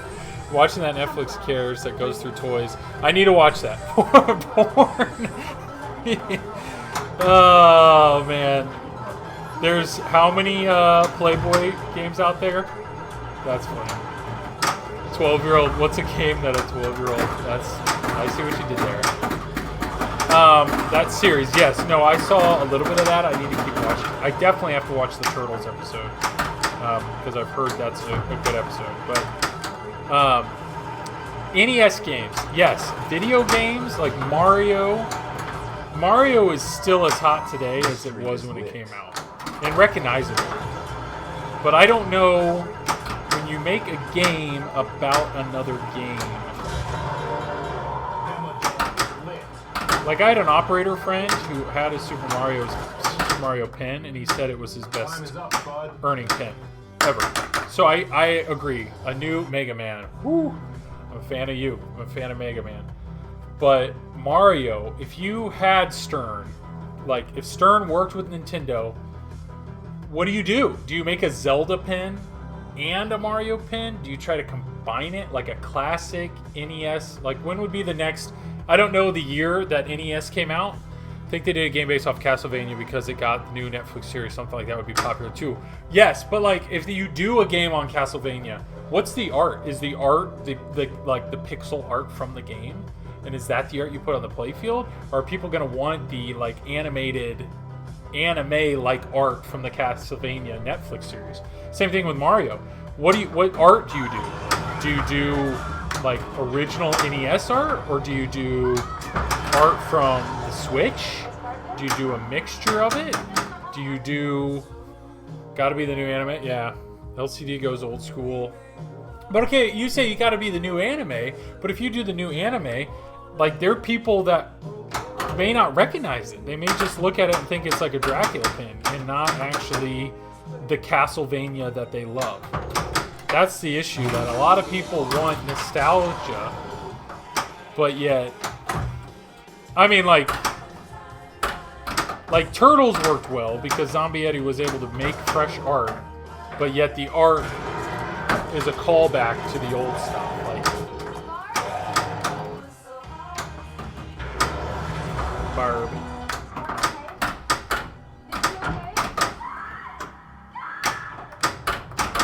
Let's get this ball. What do we got here? LCD goes, save the 8-bit for the display, not the playfield. You can mash them all in one. That's what I'm thinking, Ian. That's what I'm thinking. That it's like, I don't know when the next anniversary of the NES is, but if it's whatever, 40 or whatever it is, I don't care. But because they just did the 35-year anniversary of Mario, right? So if they had something like that, where it was a combination of all these NES classic characters together in a game, where like a mode, this mode's Mario or this mode's that would be cool. But at the same time, like, what do you do toy wise? Because when people talk about Mario, they talk about pipes. It's all about going into pipes and hitting Bowser or doing this or doing that. But like a pipe doesn't really work for Zelda.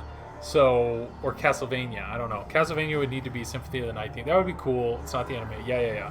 Go Super NES theme, then since the art was better. And most of the NES games were repeats. Okay, yeah.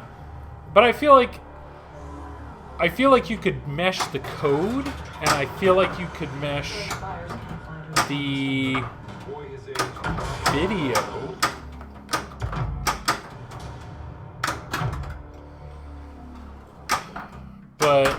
I don't know how you mesh the mechs. That would be my issue with that, with doing multiple games. Just thought. Just think it out loud here. But I agree. The moment, like Pokemon is still is beyond the NES game. It's a card game. It's a TV show. It's everything. But like Pokemon is a theme that I think would be huge. Does Nintendo make Metroid anymore? Oh yeah. There's a new Metroid proposed for the Switch, and Metroid's a fantastic game, a fantastic theme. Give me the I just hit the shot.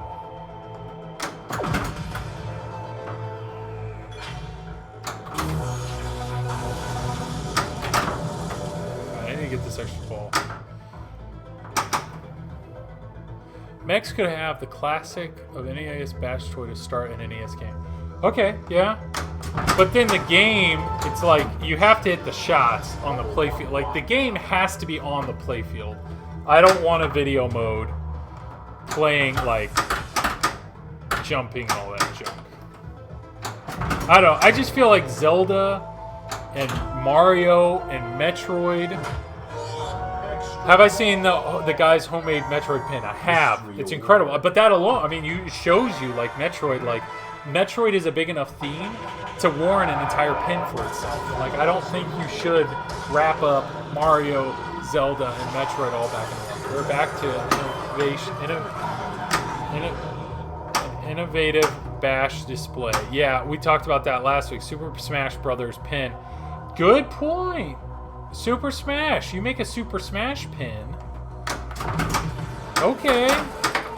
Alright, okay. Pick your character at the beginning.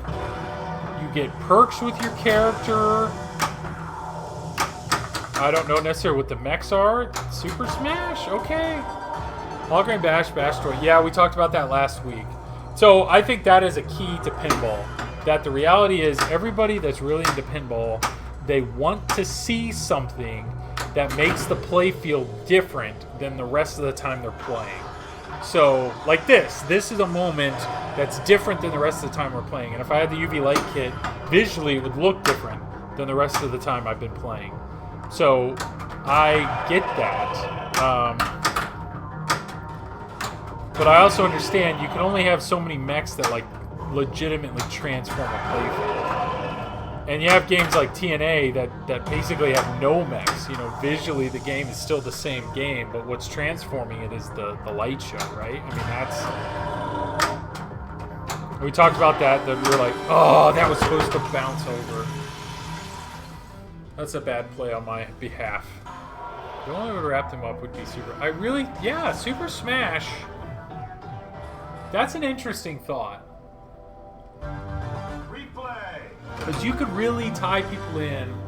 You could bring in so many characters. Now, I don't know how licensing works, right? Like, Super Smash right now has like 70 characters, and there's no way they'd code that. But let's say you could be Mario, you could be Link, you could be Mega Man, you could be Bowser, you could be, you know, some of the key things. Give yourself 8 characters to play. Give yourself co-op mode. I don't know. For Smash, you should have a display at the back of the playfield that is the entire back wall that changes to create multiple arenas, or make art blades display blades. I agree. You look at JJP now, I mean, Guns N' Roses has a big old display in the back of the game. But is Stern gonna do that? No. Mario Kart pin could be fun. It could. A racing-themed game could be fun. And it would be really cool if there were some mechs. If they designed some ramps in a way that they could turn or work, where it's like, all right, for this track, when you hit the left ramp, it's coming back to your left flipper. But on the next track, if you hit the left ramp, instead it's going to be a left orbit, and it's going to come all the way around. Or you hit the right ramp, it's going to instead go down the left track. Like, if they designed a game where all your orbits and your tracks could divert in a way that it's like, all right, I'm playing this race, this one, left ramp comes to my left flipper, right ramp comes to my right flipper. The next race, the left orbit comes to my right ramp, this one to this. So if they like that type of stuff where you really could get some changes so that each track felt different, that would be pretty sick. You bring a Nintendo on top of that, people are going to be happy. That would be pretty sick. You throw a Subway in there, like, oh, you hit the left orbit, now it's dropping down this time, and it's popping out over here. Like, yeah, okay. Super Smash, potential. Blind Divert, yeah. Super Mario Kart with some crazy diverters. Guys, we're on to something here. Who do we call? Like Furbas and Shadow. So yeah, the Furbas and Shadow are awesome. Like the premium owners, but bigger. Yeah, the premium owners right now at Turtles are. I've been reading. Seem like they're having some issues with their servo. Like that servo would probably be a pretty reliable mech if it's not like, oh, I started a track, I'm gonna move. But for the servo to be moving as much as it is, it sounds like people are having issues with that. The Furbas were awesome, but there were 2 coils per Furba, and as cheap as Stern is, they're not going to do that. So yeah, it would need some legit engineering to find a way to do that, where it's like, well,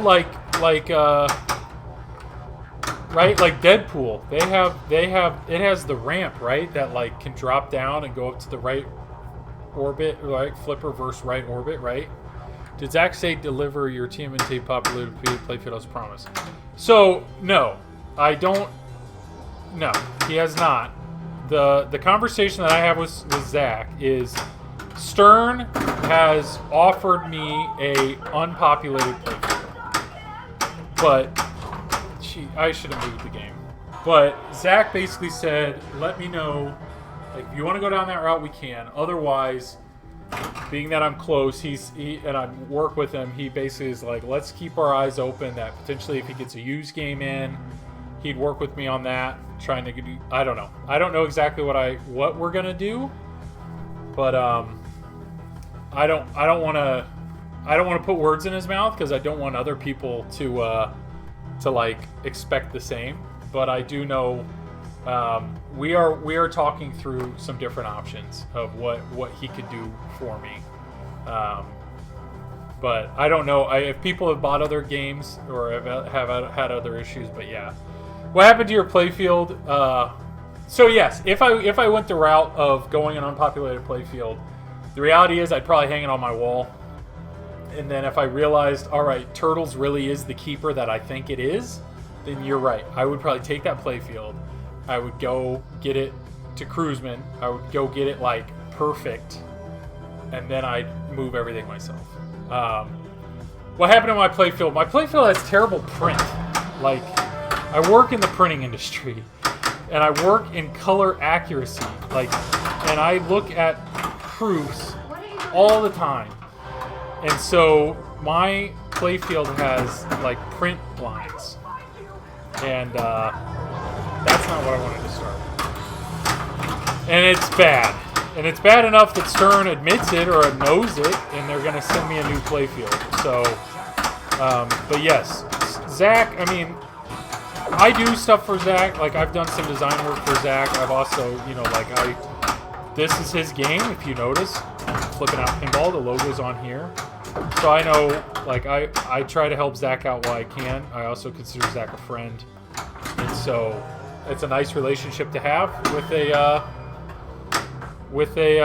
distributor. But that's something that he basically was like, okay, how do I make it right? And to be honest, I don't think he's giving me like special treatment. I think I know the stuff that he does for his other clients, and I just think he's a genuine distributor. I know a lot of people give Zach the shill shades and all that, and I mean, sure, I think this is a business for him, and I have no doubt he wants to make money, but at the same time, I do think he legitimately does care about the people that he sells games to, and he wants to make sure that your experience working with him is positive. So I don't know. I'm not going to put words into his mouth of what he will and will not do for a customer, but I would say my experience with him has been fantastic, and If I buy another machine, I will gladly use him again.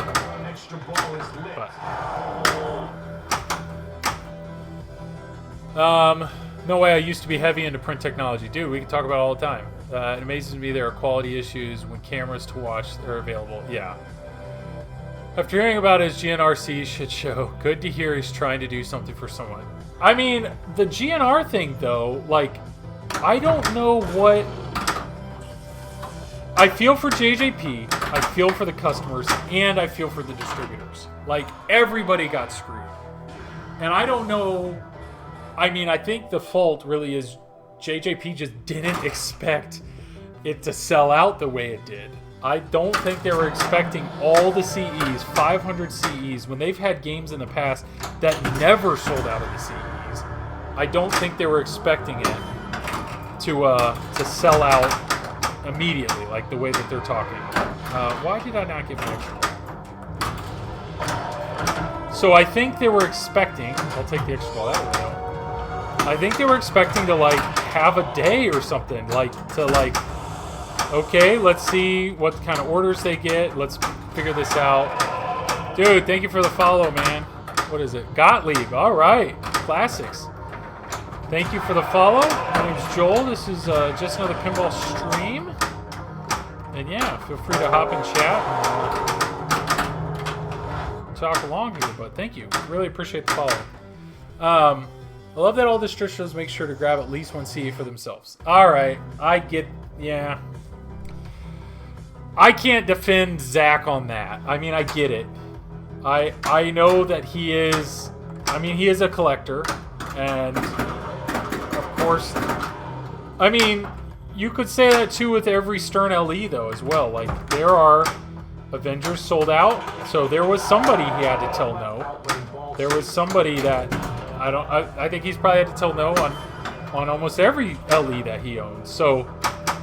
I don't know. Does that make him selfish for keeping one for himself? It could be.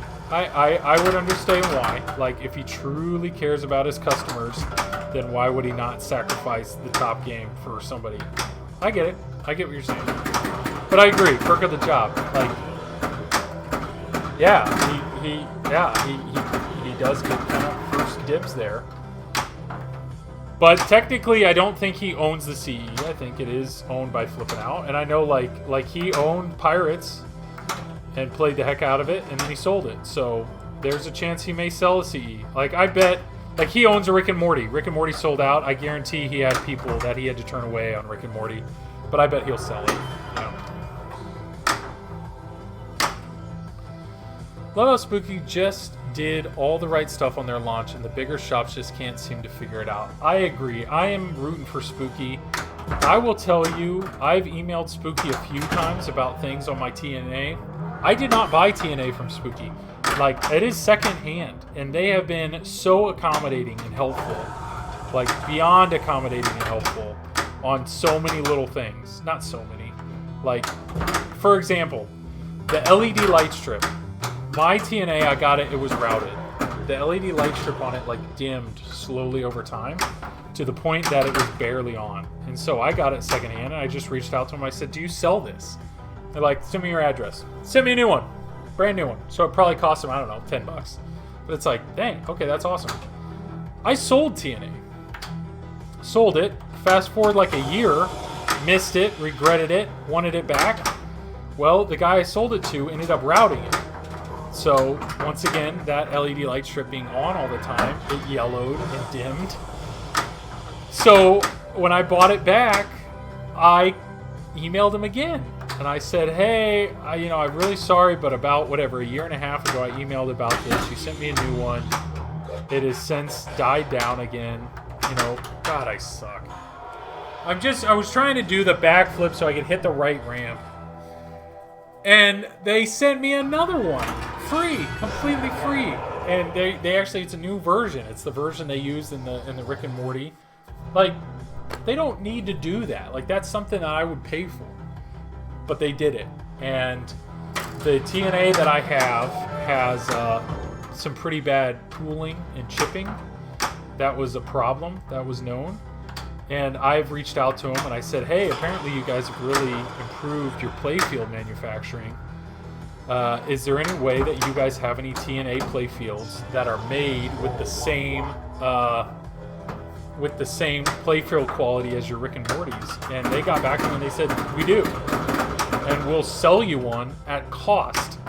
So it's like they're willing to sell me a TNA playfield without making any money. Once again, they as a company have not made a dime from me.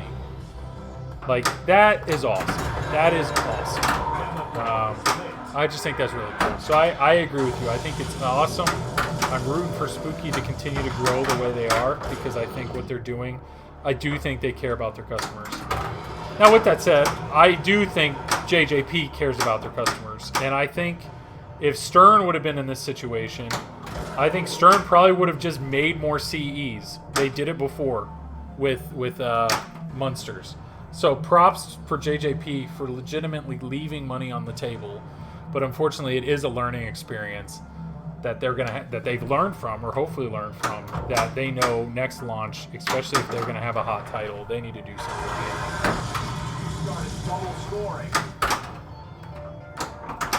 Alright, what do we have here? Sorry, I just rambled for a while there. I don't know if that's enjoyable for people or if you just have me on mute. I don't know.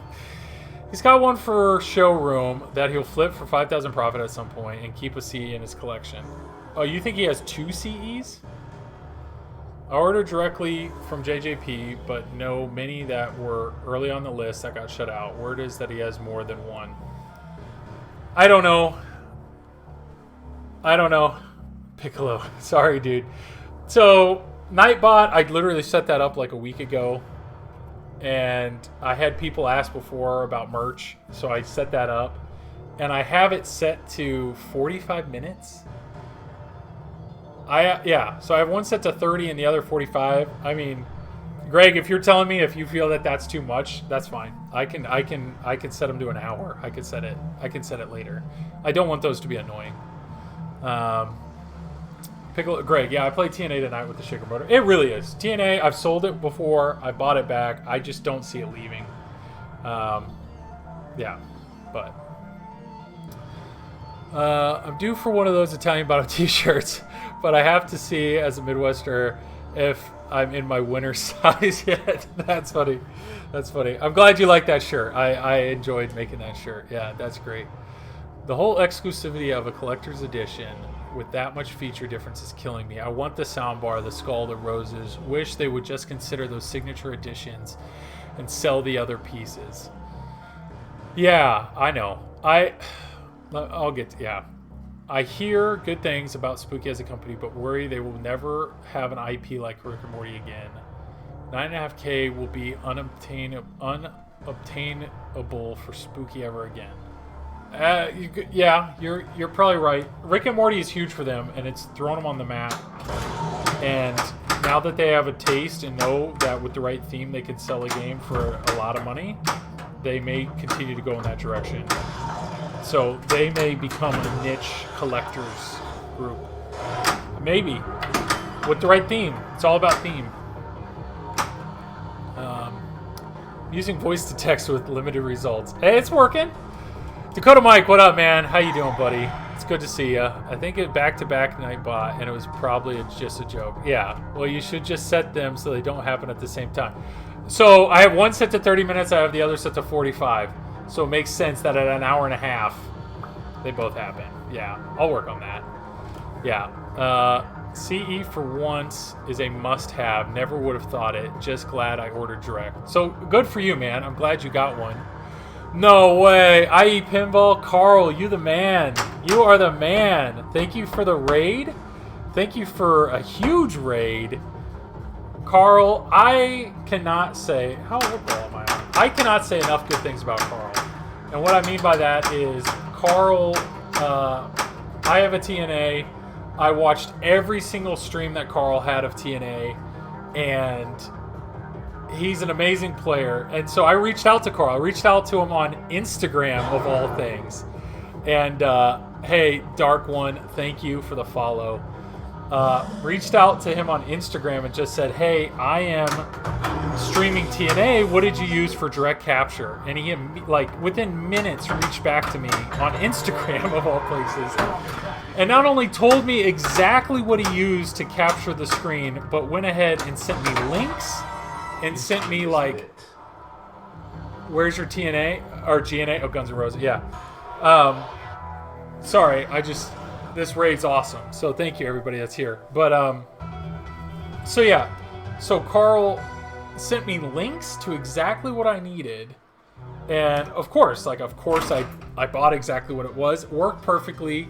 And then here, I've since shared those exact links with other people. So, dude, thank you for the raid. Thank you for everybody that's here. My name's Joel. This is Just Another Pinball Stream. I do it for TPN. I also have Just Another Pinball Podcast, which is also on TPN. I've been in this hobby about 3 years and just love it. What I love about this hobby is the community, and I love this conversation. I stream every Wednesday from 10 to roughly midnight or 1 o'clock, and I look forward to it every week just for this dialogue. So please feel free to chat it up. We're talking before this, we've been talking about Guns N' Roses CE, just what's all in it, and I agree, it's awesome. We were also talking about Spooky. So I think Ramrod here, Ian was saying, I think in Spooky Podcast, they said there was someone who works for them that worked in Hollywood and has connections. I hope Spooky can have another hit after Rick and Morty, for sure. Because they deserve. I mean, they are an awesome company. They are very, very nice, and I love my TNA, and I would love to have a Rick and Morty if I could afford one. If I could find one to buy one, I would. But yeah, I saw Carl started streaming right before I did, and he said he was going for trophies. Did he blow it up like I assume he did, or yeah? What I missed? Did he get anything? Did he get to what is it, like Trophy Mania? I don't know what the end wizard mode is called. Yeah, but dude, thank you for everybody that's here. Yeah, I really appreciate that. Really appreciate that. I think 49 is the most. Jeez, I suck. Is the most viewers I've ever had, so that's pretty slick. Is anyone rumored for like Muppets or any of the Jim Henson stuff? I mean, I know Jack Danger he's like photoshopped one before. But no, I don't. The only rumors that I know of, okay, sorry guys, this is okay, never mind. They gave me that ball. Okay. There's rumors for Jaws, there's rumors for James Bond, but my view on that is, so those rumors are posted on This Week in Pinball, and if you guys remember, when Jeff at This Week in Pinball posted that there was there was a rumored Marvel theme, Stern asked him to take it down, and he did. So what bothers me is there's posted rumors on This Week in Pinball that have been there a long time. And just, in my opinion, I don't know. Just because Stern asked him to take it down once, does that mean they're not real? I don't know. So, not that I know of. I don't think. So for the viewers that are here, one of the things, and I'm curious what people's thoughts are here earlier, we were talking about like a killer theme. What would be the next big accessible theme that Stern would potentially go after? And of course we thought of Mario and Zelda.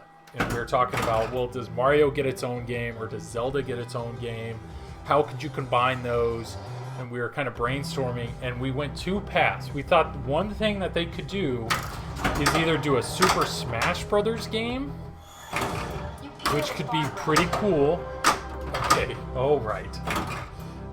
Which could be, yeah, like that would be potentially really cool. Or do a Mario Kart theme. Like a Mario Kart theme where if you had the ramps and the orbits divert in a way that on one track the left ramp would come down to the left flipper, but on another track the left ramp would become the right orbit. and so that the game actually felt and flowed differently between game, like that would be pretty sick.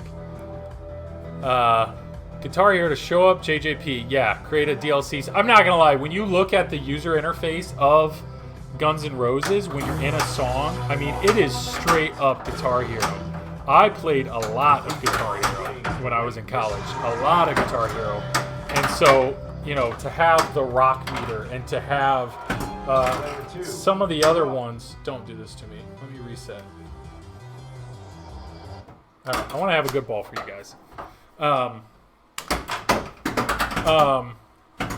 Yeah, I don't.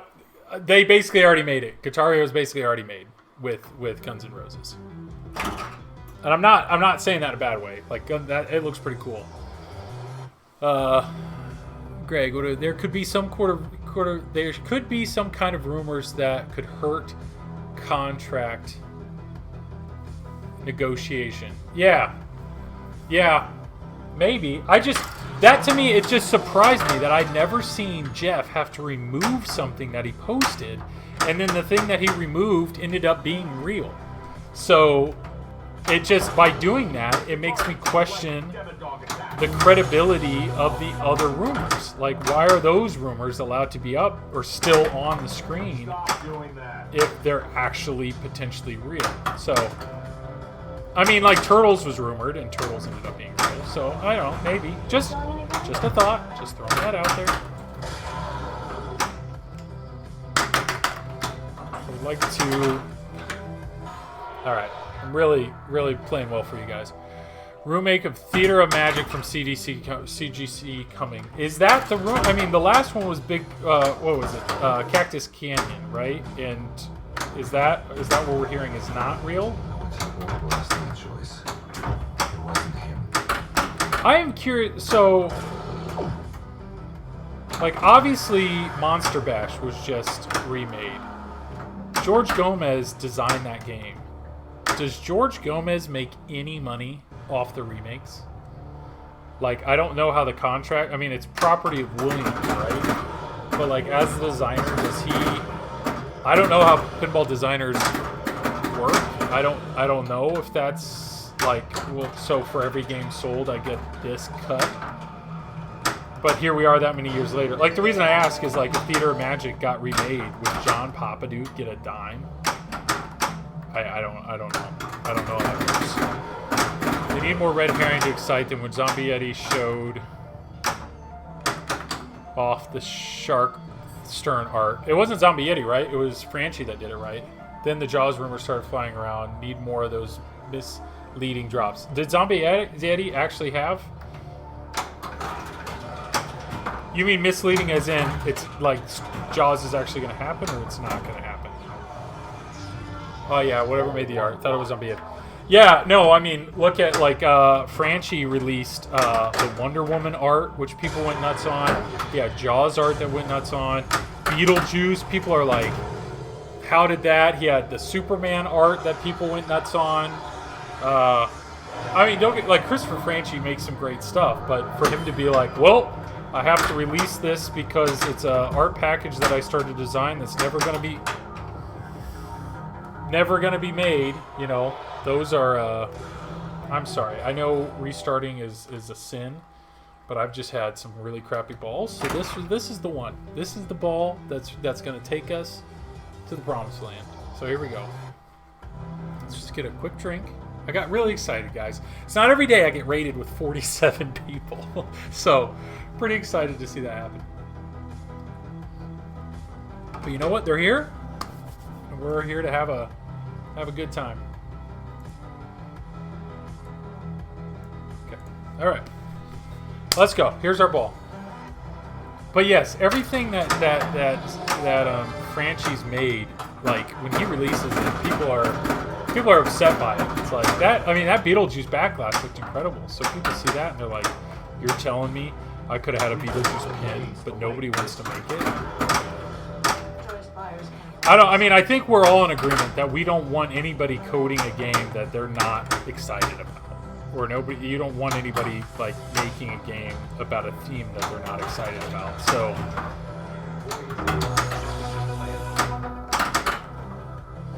The only issue with that mentality though is, like at Stern, a lot of the designers are older designers. So if we're trying to get them to make newer themes, that may be a problem. Kind of perfect example, but this game. Like this game, Brian Eddy made this game, and Brian Eddy said in interviews that he had never seen an episode of Stranger Things before he was basically given the theme. So, is there a chance this game would be better if it would have been made by somebody who was like super passionate about it? Maybe. I don't know.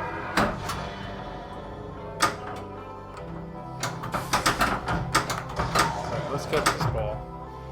This is a hard mode for me because this right ramp is the hardest shot in the game for me. So most of the time this mode just doesn't work out. So let's lock a ball instead. Let's see if while this ball comes down on the left ramp, I can hit this right ramp. The answer is no. I don't know. What are other people's thoughts?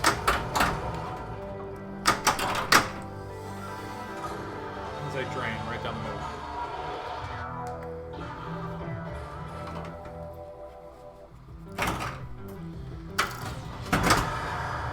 I don't know.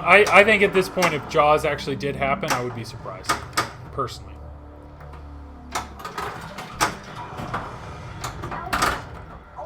Because I think there's been a few different people that have kind of bashed it from an art perspective, or like a game design, like how that shark would look, kind of thing. Right, Operation Mirkwood is rough. I struggle with this one.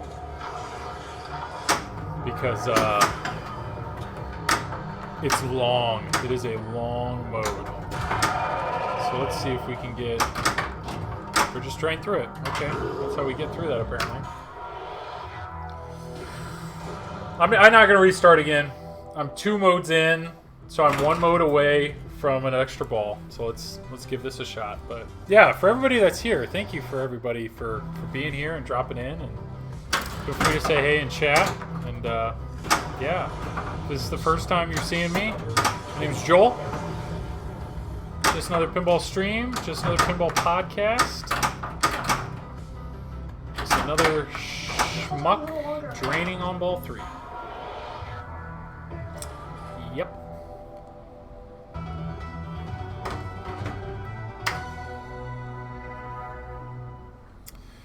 Hello, hello. Okay, how do I say that?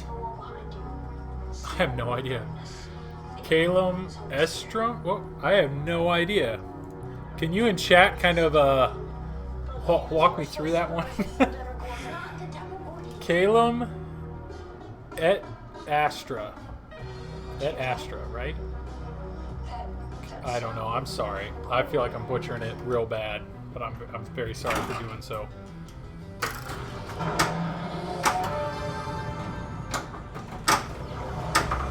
Hey, things get worse.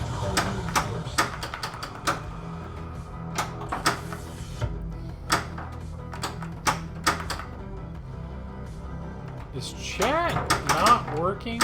I'm not trying to be that. I don't want to sound bad. I haven't had nobody said anything in a few minutes. I'm not used to that, especially with this many viewers. There we go. It's all tests. Thank you, Ian. Thank you. Yes, perfect. Thank you. Chat. Yeah, there we go. Now they're flooding in. Thank you. Matt, was Mario Brothers the only video game franchise pin?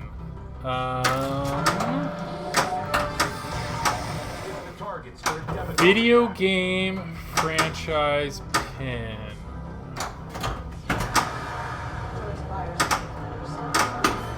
I'm thinking yes. Does anybody think of one? Ah, there we go. Way to go. That was a chat. That was a.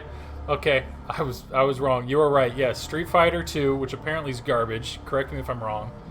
And then Pac-Man. There were multiple Pac-Man games, right?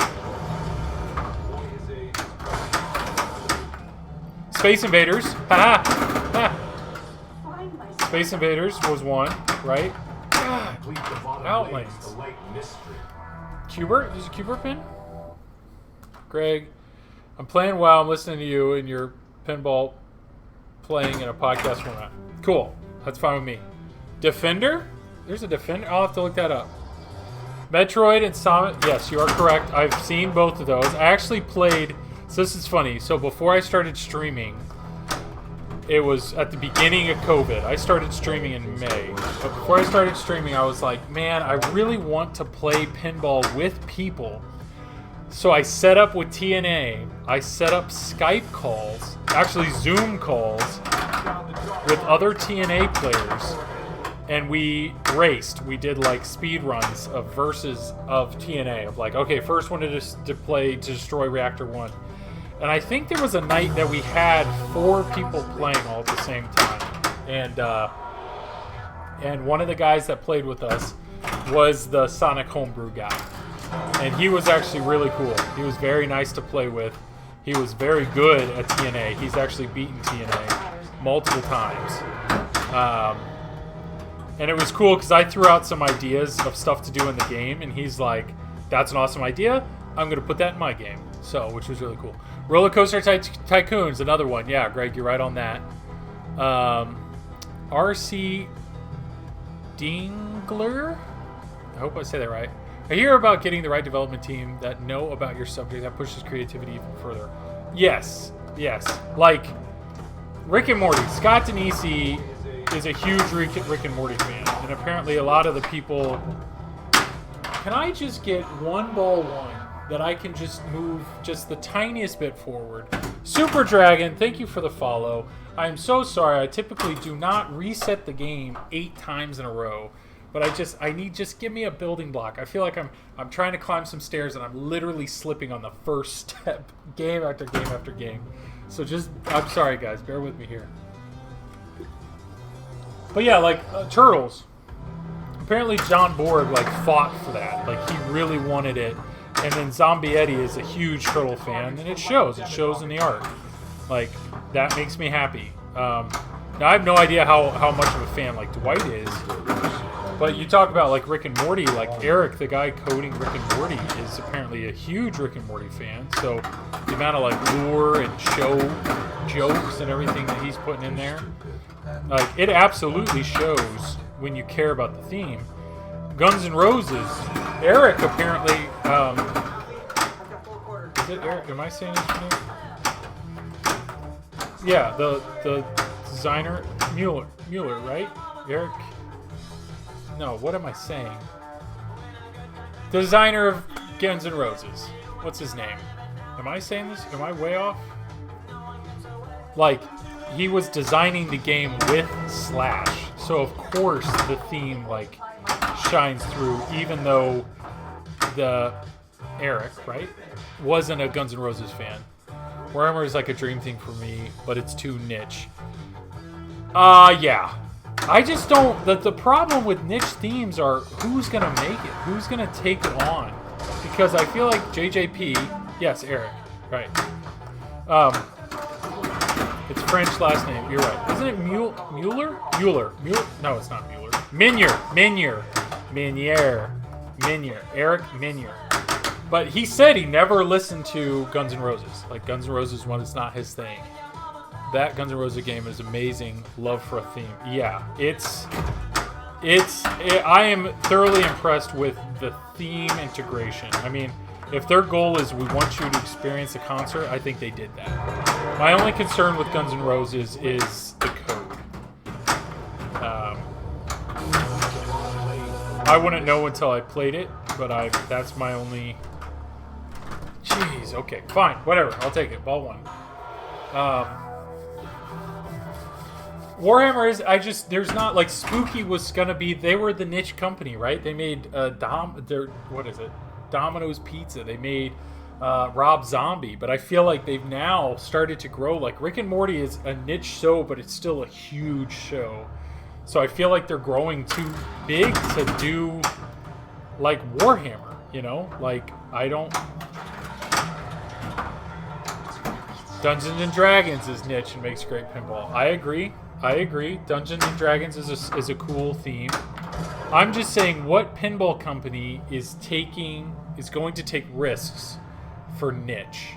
Because if you look at Stern, like, the only niche things that Stern does is, like, older niche. And I don't mean to insult anybody there, but, like, Munsters is not a modern relevant theme. It's an older theme. But they know it works really well for their target demographic. Like Batman 66, I know they would never do it, but it's like if they would have designed that game and they had one version that was Batman 66, and then they had they had another version that was Batman the Animated Series, same game, same code, but just swapped out clips, like that would be, I don't know, I think Batman 66 that is the older stuff. So they're not making niche, like they're never going to do Blade Runner, you know? They would not, I don't think they would do those things.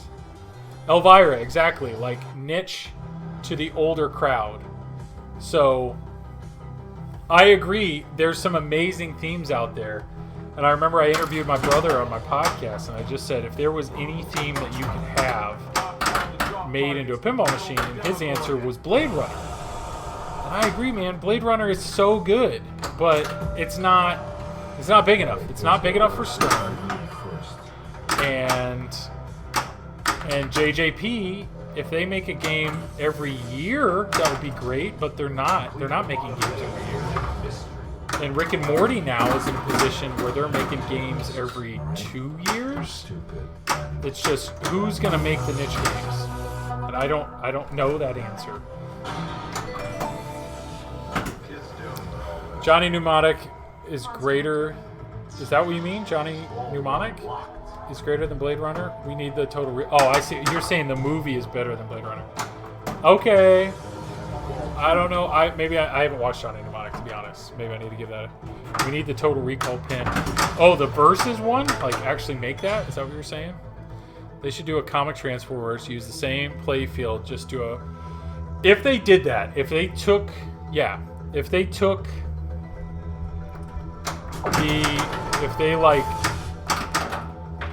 I've never played Transformers, but if they took it and they revamped it a little bit, like, I don't know what people's biggest complaints are for Transformers, but if they took that and kind of fixed those and then did a comic book edition, yes, it would sell. There are some huge Transformer fans out there.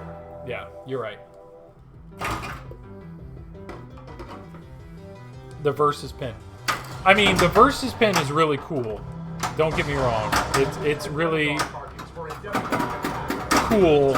I just don't know how it would sell, though. Comic Transformers works. Gonna be a new game, though. Okay. Yeah. I agree.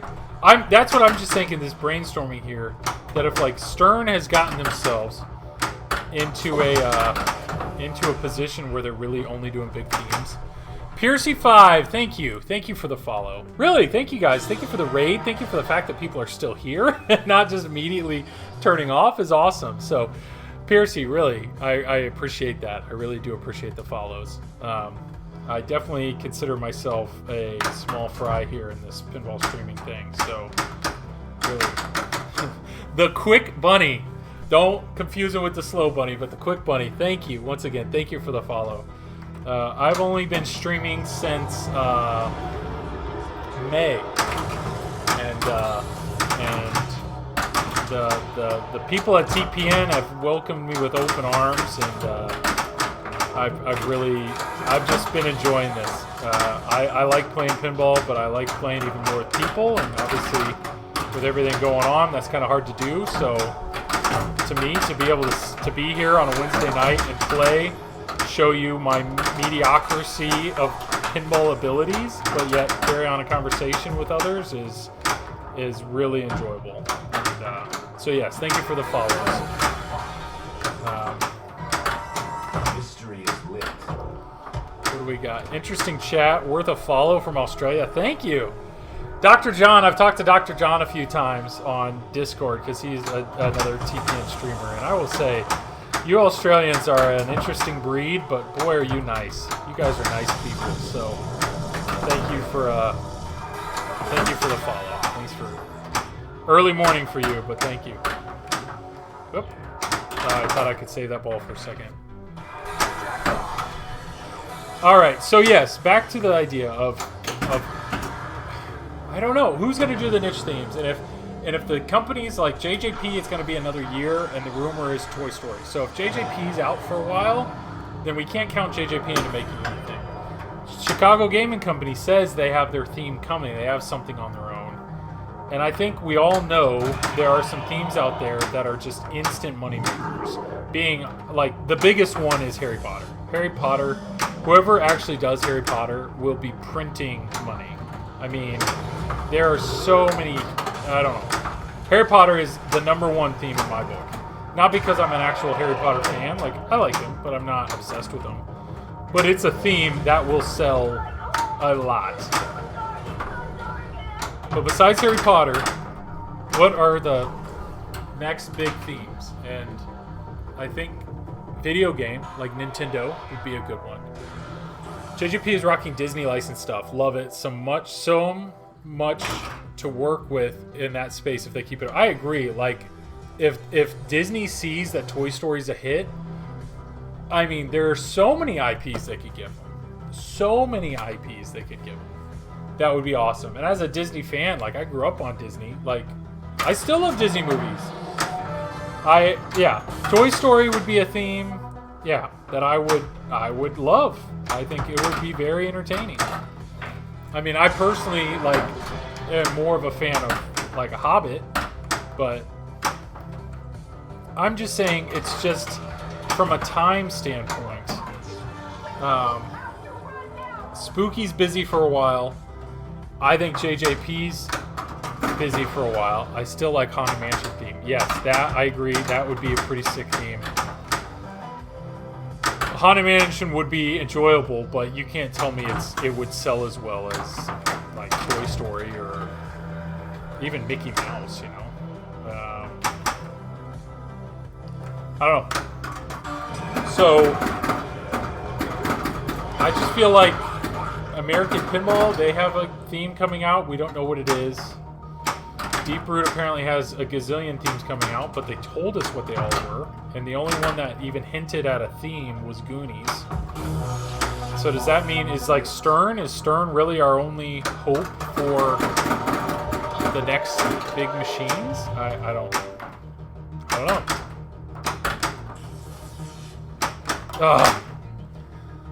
If Toy Story comes out and kills it, JJP may rerun Pirates of the Caribbean. They would at least have another 500 machines.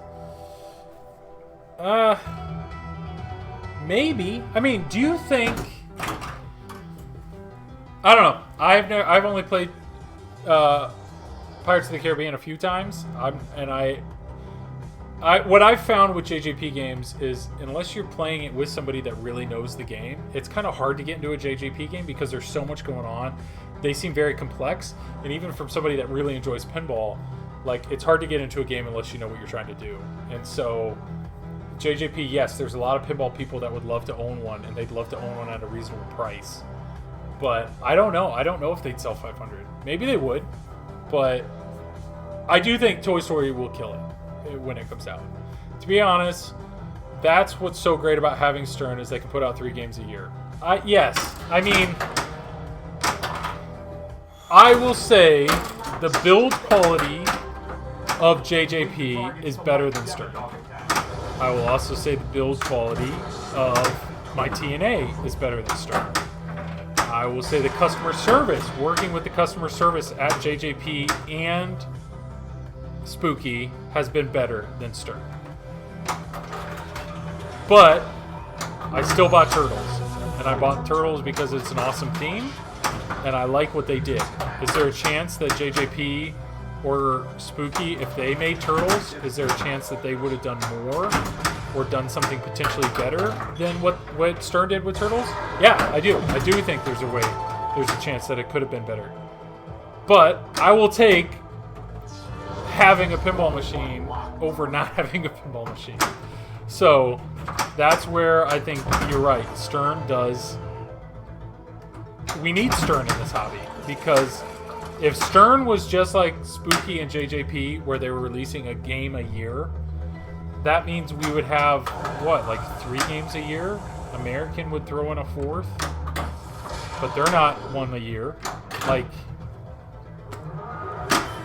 I don't know. We need those. We need those games. Oh my goodness, I thought that was touching my flipper. That's just bad play. Solid competition in the market, even if it's a bunch of smaller bites of the pie, will drive innovation more aggressively at Stern. Led Zeppelin is apparently next from Stern. You're right. Competition is important because I think Spooky sees themselves as like, this is what we do and we're fine with kind of staying in our corner doing it. And then JJP, I think, definitely has this mentality of like, we are going to make machines with all the bells and whistles, like, and they're going to be priced accordingly. So I think JJP even kind of views themselves in a different category than Stern. But they are needed, and I mean, we've seen it. JJP introduced the LCD screen.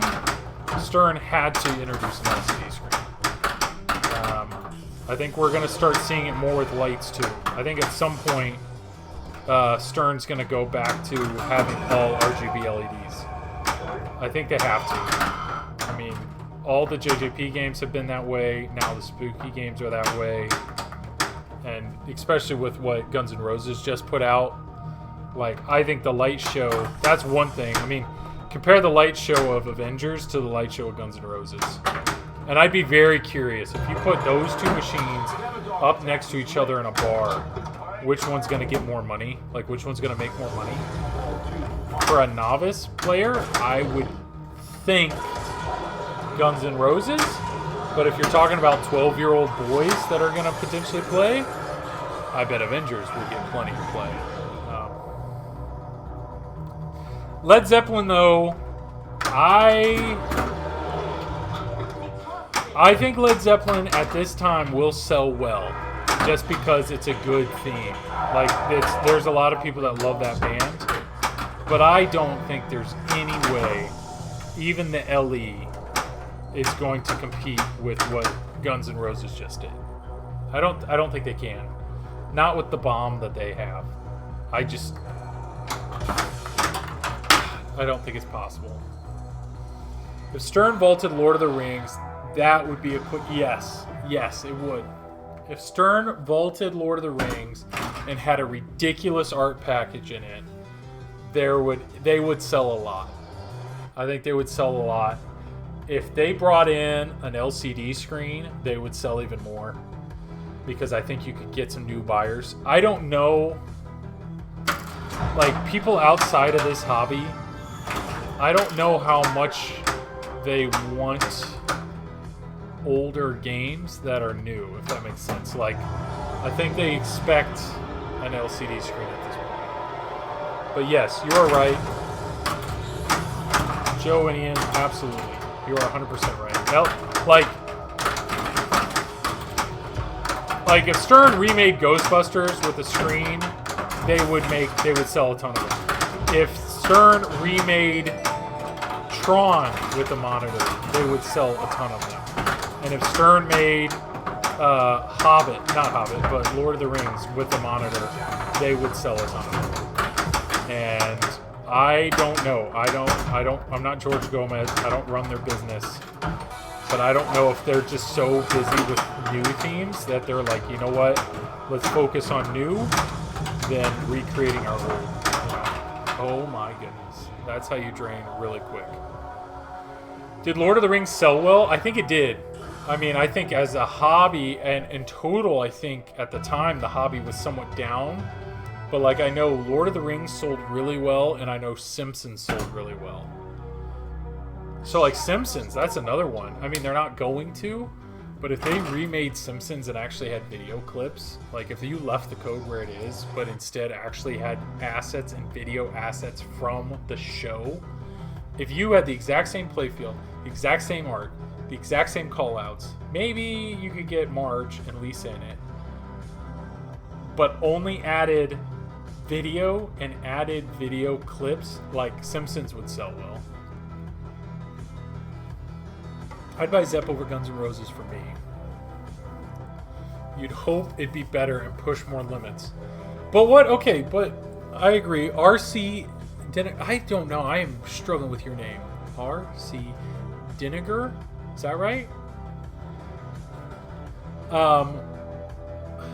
Okay, yeah. They would probably have to renegotiate, do a whole new licensing. You're right. Yeah. Ice RC Diniger. Okay, got it. What about Guns N' Roses right now? What is it about Guns N' Roses that people are going nuts over? It's not the layout. It's not the shots. So, like, people love Keith Elwin because they know the shots are going to feel well. They know they're going to combo well. They know it's going to shoot incredibly well. But what are people going nuts over with Guns N' Roses? They're going nuts over the theme integration, the light show, the assets, the music. It's got everything. It's got 21 songs. The game, the experience, yes. The game makes you feel like you're at their current concert. So what's Led Zeppelin gonna have? Okay, that's just... What's Led Zeppelin gonna have? Is Led Zeppelin gonna have 21 songs? I don't think it will. I don't think Led Zeppelin's gonna have 21 songs. They may get 10 or less. Is it gonna have an amazing light show? I don't know. Stern hasn't had a game with all RGB LEDs in a while. Even on the LEs, they haven't had it. So is Led Zeppelin's LE gonna compete? Like, is their light show gonna compete with GNR? I don't think it can. I don't think it will. Is it gonna have as many assets as GNR? I don't think it will. So where's Led Zeppelin going to beat GNR? Potentially the shots and layout. And at the end of the day, for a music pin, what's more important? The assets, the light show, the experience, or the shots and layout? The code of the game. Like, if it has an amazing wizard road, I don't know. I mean, when people play AC/DC, they're not playing it for the music. They're playing it because of the game and the code and the assets and the toys. I mean, it's a pinball machine with AC/DC music. I think Guns N' Roses truly is like a concert first. Just a thought. I haven't played it yet, but music pins to me are tough for me because I love the songs, but hearing them over and over again, it's a great pin to rent or play on location. Yeah, so like Metallica. I would love to own a Metallica. I'm a Metallica fan. But there's only so many songs in the game, and you're going to get sick of playing them. But do I feel like, is Metallica really anything Metallica related? No. It's just a well-made game that happens to have Metallica music in it. And so that's what a lot of the music pins out there. They're just good games that happen to have music in it. So, song reminds me of the same theme. The song remains the same theme would be dope. Yeah, okay. Piercy, Spider-Verse would a fantastic movie, and I think would be a perfect pinball machine. I agree with you there. The Spider Into the Multiverse movie was incredible. The music, yeah. But the problem is, they just made a Spider-Man. Not just, but it's like, they've made a Spider-Man game. They vaulted the game. Just like X-Men. I don't see them doing X-Men anytime soon. Am I already done? Ball 1. When Ball 1 ends that quick, I struggle. But that's the problem. So, like, Metallica's a great game, but it's like, I don't know. If Metallica came out today and they posted that link on a Metallica forum, are a whole bunch of people going to go and buy it? I don't know. But just because of the way it's presented, like, Metallica has, 8 Metallica songs. Oh, cool. I don't know. I just think the thing they did really, really well with Guns N' Roses is the experience. It is the concert. It's the light show. It's the music. Like, they're killing it with that. But, oh man, I want a Venture Brothers. Dude, Venture Brothers is hilarious. It's so funny. I don't know what the pin would be, but that is a funny show. I would do that. Can I have a good game? It was like the second game I played tonight. I got to the second wizard mode. It's ridiculous. Matt, you're heading to bed. Dude, thank you. I know you've been following every few weeks now. It's great seeing you. Thank you for your review. Thank you for the kind words. Matt, it's always great seeing you. Hopefully see you again next week. So yes, thanks for coming out. RC Deniger, didn't Slash say he created the theme? LOL. Yes, no, he wanted the concert concept. So yes, Slash has credit for being a co-designer on. Knock down the soft targets to battle the Dark Organ. Restart again. Top tier, thanks for coming out. Thanks for staying. I really appreciate that. Yes. Before last month, would you think they would do Avengers again? Okay, good point. Did I think we were due for another Avengers pen? No, I don't. But it would be interesting if they made another Spider-Man, or if they did another Batman instead of it being an older theme. If they did a Batman animated series, I'd be in. But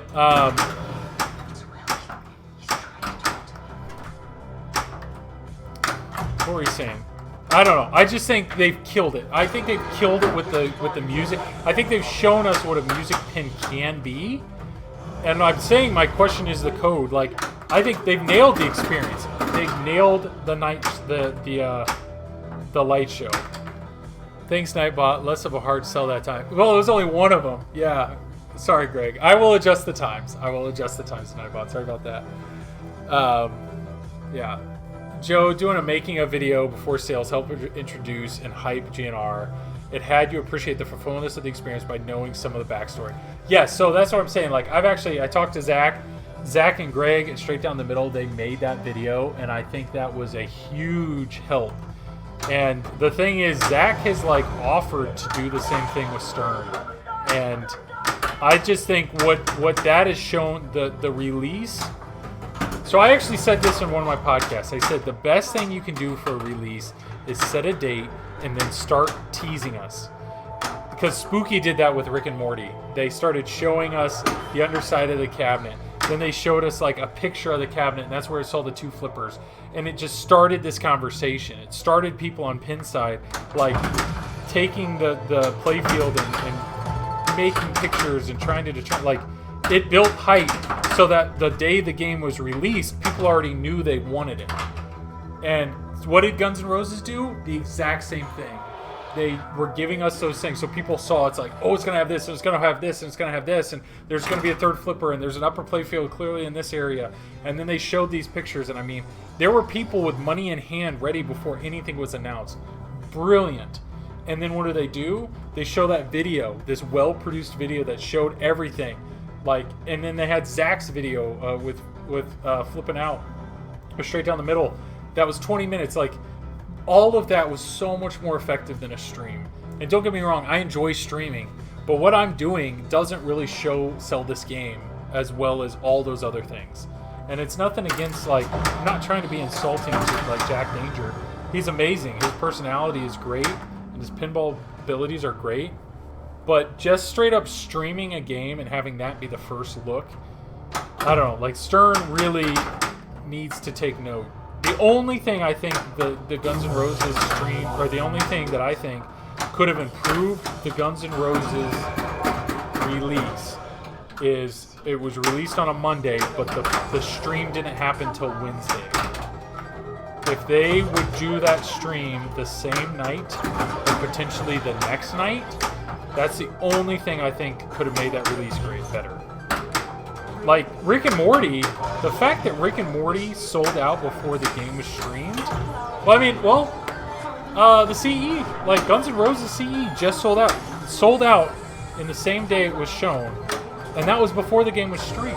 So, if you have the right type of photos, if you have the right type of theme, and if you have the right type of video, you can sell out a game before you even show the flippers move. So, I don't know. I mean, Avengers sold out before it was streamed, but it sold out, what, like a day, which was the same day as the stream.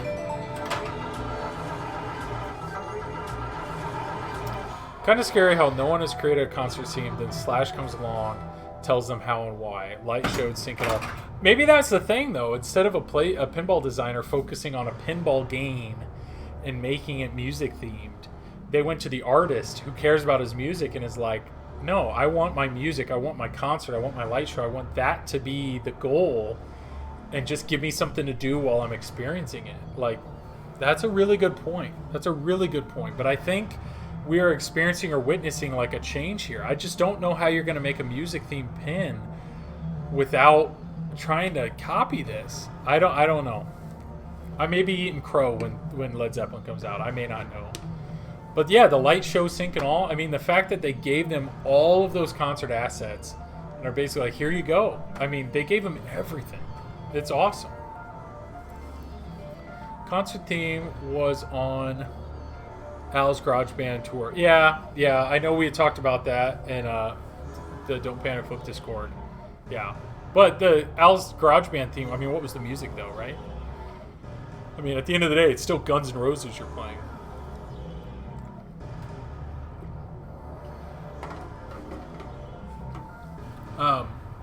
Joe, it's no different than doing character development in movies and themes. It builds intense interest in the topic. Yeah. LOL, just look at Apple marketing. It's just about same phone sells out pre-orders. I know. Yeah. Guns N' Roses Pinball is just an advertisement for the Guns N' Roses tour. It is. I mean, I'm talking very highly of Guns N' Roses. I understand that. But I don't know if I would ever own it. I don't really care for Guns N' Roses, like as a band. It's nothing that attracts me. And if the gameplay is not fun, like if it's going to be multi-ball all day long, I'm not going to want to have it. And I think we might see that. If the gameplay is not interesting, if it doesn't hold people's interest, there's some pinball collectors out there that have already placed orders for CEs that they may sell it within a month or two just because they're like, you know what, it's an amazing experience, but I don't like, you know, the light show can only hold my attention so many times. Like what I need is challenge, like code challenge, or, you know, that may happen. I don't know. And maybe that's something JJP will see if people start selling their games. They're like, okay, let's fix our code so people keep that. But that's why a concert experience feel, yeah, they can nerf that aspect very easily. I agree. I mean, what did they do with Hobbit? They like completely rewrote it. They basically started back over once it got the things they can't change though, right? They can't change the shots and layout. They can't change the artwork. And I think their artwork they did very well, so I don't think there's a need to change the artwork.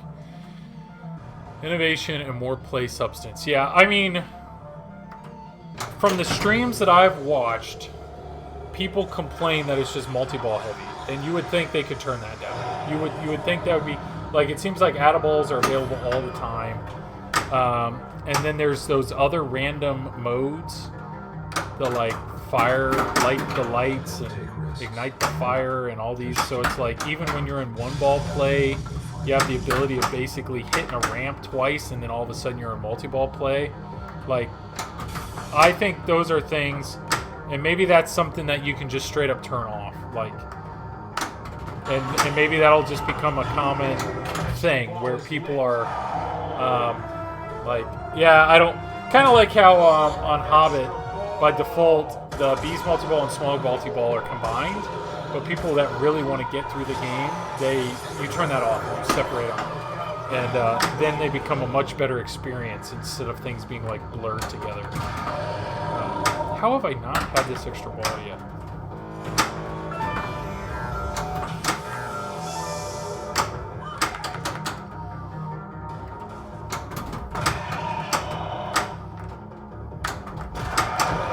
Like all of a sudden I'm actually doing something in this game.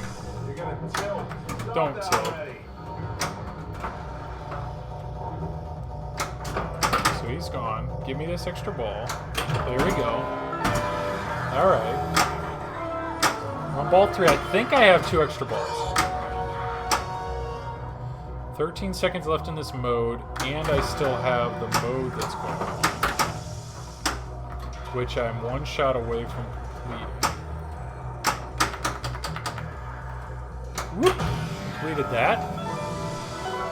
So you're right. I mean, I think the one negative right now, or at least from what I'm seeing, is I don't think anybody's like super stoked about the code.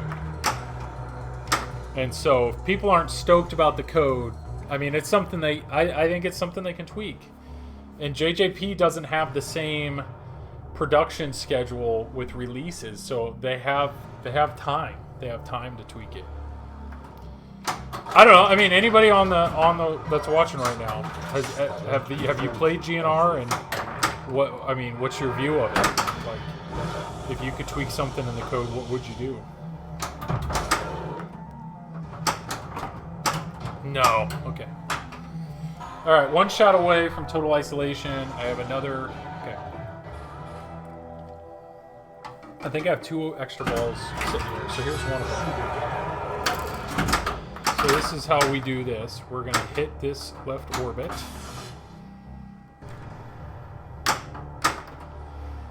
There it is. And then I'm going to hit right up the middle, because this next one is a 2-ball multi-ball.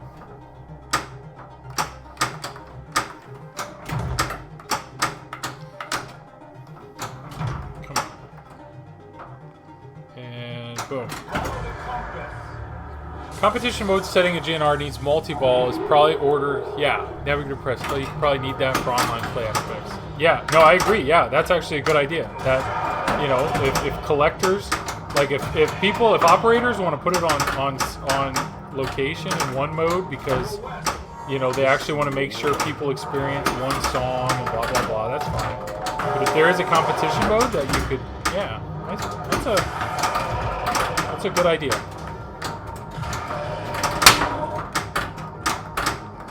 That is a good idea. Let's go with you.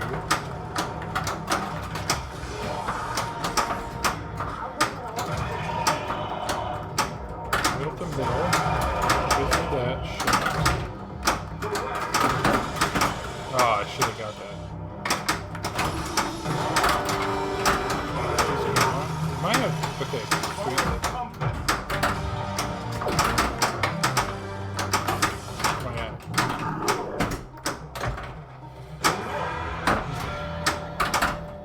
One's going to go right up the middle, right?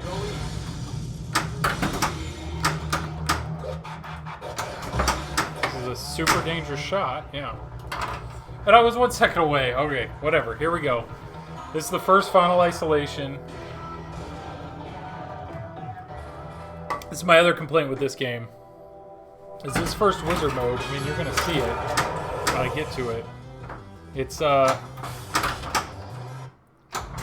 I don't find it particularly exciting. Like, I've spent a whole lot of work trying to get to this wizard mode, and maybe it's because I don't have the UV light kit on it, but it's hard for me to get my blood pumping in this mode. Like, in reality, it's kind of a, let's get some points, and then if I fail out of it, I fail out of it, and you know what, that's fine, because I can start working towards my next, stuff. My main goal in this game is to get through both total isolations and then get through 2 more modes so that I can experience the send it back or the light the fire, because those I have not experienced yet. It's probably going to be Add-a-Ball. Mystery mode.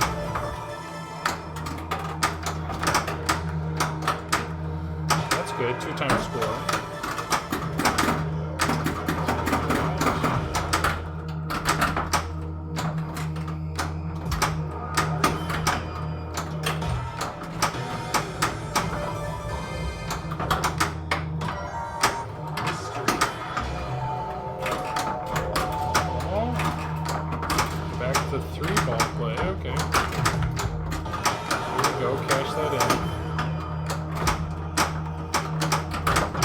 I don't know.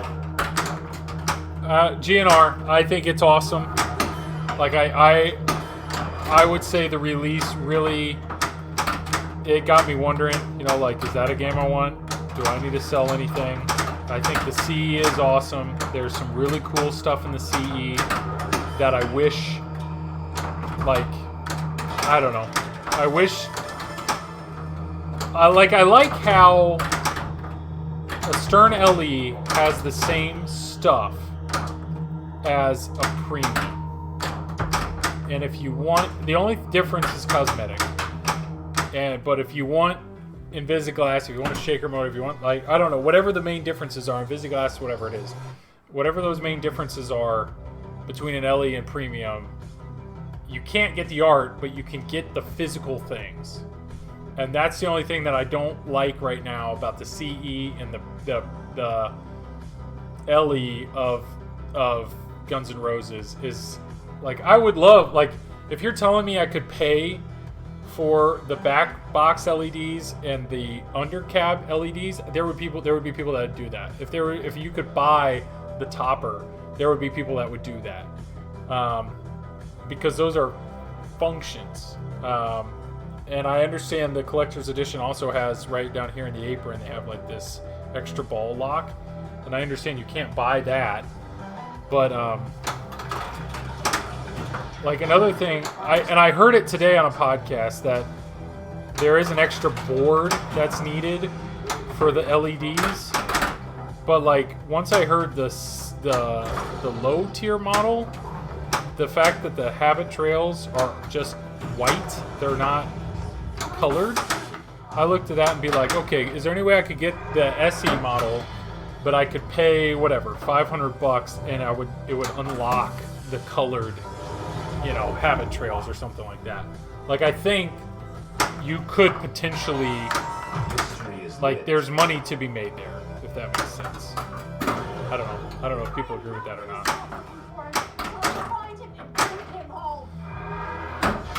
Like, I get it. I mean, I bought a Stern Pro. My Turtles is a Pro, but and I don't personally miss the diverter, but I feel like if you had, I don't know. Maybe I'm just curious what people's thoughts are there on versus like a true collectible. I'm fine with the LEs and Sterns being just art, mostly being the collectible aspect to it. But it sucks that they get a gameplay experience that, I don't know, just thoughts. All right, we put up a high score there. Enter your initials. And it's going to Quick Bunny. Quick Bunny. That's not gonna QUICKBUNN1. Okay. All right, we're good.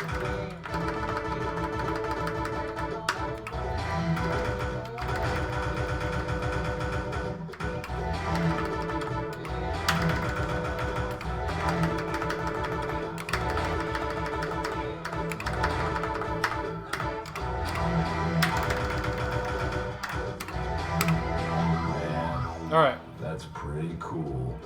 Well, I am on vacation this week, and we do still have a decent amount of viewers. Decent. I mean, 20 is fantastic. 22, I cannot complain about that at all.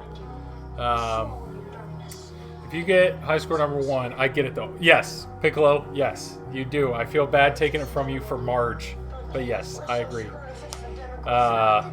Joe, it sucks that one of the touted inventions, soundbar topper, is limited in experience. Isn't that a whole Bose audio thing? I mean, yeah, I don't know. I'm very curious at how much extra sound that gives off. But to me, I don't know. It's like for Stern Black Knight, no upper playfield. Premium LEs, they have an upper playfield. I get that. And I understand, like, in Guardians of the Galaxy, their Pro version did not have... It had RGB LED lights in some of the arrows, but, like, the Premiums had RGB LED lights throughout the whole thing. But maybe I'm just such a sucker for lighting that, like... To me, I think a lot more of the standard models of Guns N' Roses would sell if the habit trails were full lighting. I think it would. I think there's people that really like the speed of a game without an upper playfield, but that lighting not being there. Like, we haven't seen the SE yet, and I'm just very curious of what the light looks like if it's just white. Like, I have these kind of fake pin stadiums that I've made going right now. But like, here you can see them. But like, if you just have that on the edge of your game, white light, pulsing, I don't know. I just don't. Not only do I not think it will look as good as color, but I just don't know how good it's going to look, period. Like, that to me is the biggest change, or like difference, that I feel like people would miss out on. And so because of that, I don't think there's going to be many people that buy the standard edition. So they're bragging, you know, the fact that the standard edition is in the same ballpark as the premium is great, but I just feel like if you want to take the upper playfield out, fine. But the hot rails, in my opinion, are the biggest innovation. I think that's the big innovation for what they did this game. And for you to not include that innovation, or like, you have a version of it, but I think it's a severely like neutered version. That to me is, I don't agree. I don't agree with that. And because LEDs are cheap, and you've also already coded that light show, so I don't know. I'm just very curious if I don't know. I don't know if there are people that by doing that, by having that big of a difference, you force the hand, you force the idea of buying the LE, or if you, like, I don't know. What I'm saying is, did you make more money because you forced people that would buy, like if the SE model had those colored habit trails? Would there, if a lot more people bought those, of those people that would buy those, then are there a bunch of LE buyers that you missed out on money because they would pay the extra for the LE that obviously didn't pay the extra if they bought the SE? Or did you miss out on a lot of money because there's people that would buy, they could afford the SE model, but they can't afford the LE model? Does that make sense? Am I making any sense at all? Like, I don't know. And nobody's going to know that. But, yeah. Because there may be people that have money set aside that they're like, I could buy a Stern Pro right now, or a Stern Premium. And, yeah, if Guns N' Roses had those lights, I would buy that. But they don't. I can't afford the LE model, so I'm going to go buy a Stern instead. I'd love to know the cost of materials to have the not be RGB based. I mean, if you're just talking about the cost of the diodes, like, it's got to be, like, less than $20. But I did hear on a podcast, it was actually the Jersey Jack podcast. They were interviewing, no it wasn't, it was Final Round Pinball podcast. They were interviewing Kiefer, and he said from an innovation standpoint there was a few new boards they had to design. One of the boards though controls the back box light, the behind the box lighting, and the undercab lighting. But I think he said there was another board that controlled the habit trail. I keep saying habit trail, the hot rail lighting. So I don't know what that board costs, but that's a difference. So if a board for them is $100, then you may be, I mean, I would say less than $150 is the difference of that. But to me, what I question there is the cost of having to recode those light shows in just white. But I think they had a target price to compete with Stern Pros at and chopped whatever they could to make it work. Yeah, I mean, okay, back to Turtles. But I feel like, and I'm so grateful for this, but I think a Turtles Pro is stacked. Like, I think the things that they cut out the diverter, they cut out the Vandor from opening, and they cut out Krang. But, like, I don't think there's that much of a price difference, or that much of a difference between a Stern and a Premium. And so because of that, the Stern Pro and Premium, the Stern Pros sold incredibly well. The Turtle Pros sold really, really well. But yet, for Avengers, there are a lot of people that by cutting out the raising and lowering disc, they feel like they're legitimately missing something important from the game. And so that's that balance of like, you need to cut out expensive things, but you don't want people to feel that they have like an extremely stripped down version of the game. So I don't know. Like the difference between the difference between the Pro and Premium is the projector, and that's just one of those things where like the layout and everything's exactly the same. So there's plenty of people that still like this game, and they don't feel like they're just missing a cosmetic experience, you know, with the projector being missed. I don't know. I think them stripping out, like if you actually look at the standard edition, it's missing that entire. It is missing the entire base ramp on the left side. It's missing the entire upper playfield. It's missing the entire locking mechanism of the guitar neck. It's missing all of that. Like, that's a lot of, like... those shots are just the worst. That's a lot. Like, that's a lot they pulled out. So, that alone is, I think, a big difference. But the fact that the lighting, I think... I mean, there's no doubt, if the SE model had the full color hot rails, they would sell a lot more of them. And JJP just must have made the assumption that that is a must-have feature, so they're going to force the hands of a lot of potential buyers to upgrade the LE. They went that route of, I want to sell more LEs than I'm going to sell more LEs knowing that I'm going to sell less SEs. While I don't think Wonka was that way. I think there were a lot of people that bought the SE version of Wonka because they looked at it and said, I can live without the Wonka Vader in the background. So that sounds like a business decision that maybe they said that. They're like, okay, we're good at selling SEs. Like the SE model, I'm glad we had that, but we need more profit. So we need to make sure that the differences between the LE and SE are so significant that we're going to force people to buy the LEs. But if they really want to get in, we do still have a cheaper model. I don't know. But to me, I just feel like if we're back to that experience, and we really won't know until we see an SE played or streamed, but a huge part of this game is the light show. And the SE doesn't have the color changing hot rails, and it doesn't have those, the lights on the servos. Like, it doesn't have any of that. So I think it's going to feel like a very different game.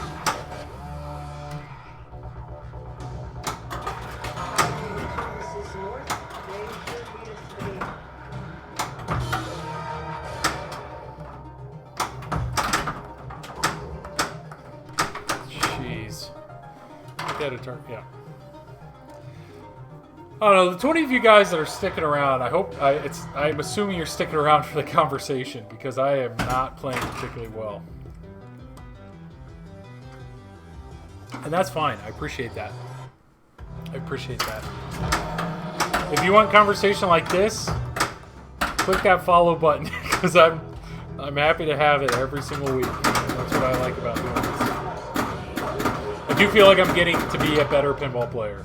Like, I do feel like my shots are improving, even though it doesn't seem like it. But yeah, my favorite part of streaming is just the conversation, the dialogue.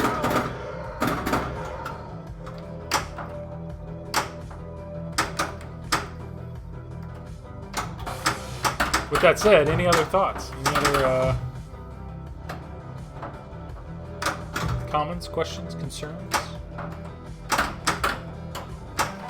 We could change topics to something completely different.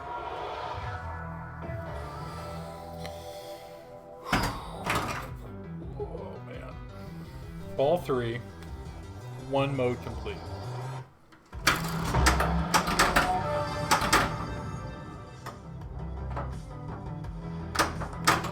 Alright, that's actually... I'm only a few shots away from that. I get the ball. Left outlane ball saves.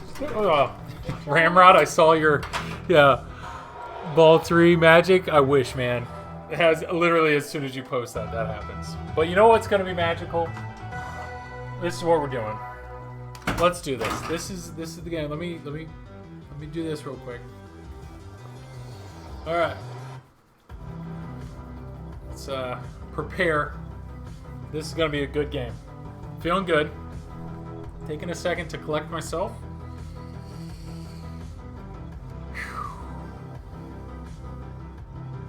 Hype time. Yeah. Thank you, Ramrod. I'll come over here to my little pile of pistachios. I just got into pistachios like within the last few years. What a great nut. On top of that, the different flavors out there, salt and pepper. Let's go. Here we go. 5 pistachios. And I know you can buy them already shelled. No, there's something about this. Like, I want to do that. I want to crack them. Here we go. Let's do this. Let's do it. Let's go.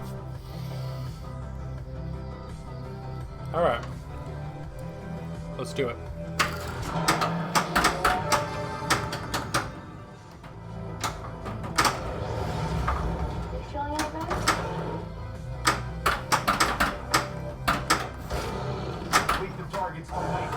You gotta shell them yourself. Yeah, man.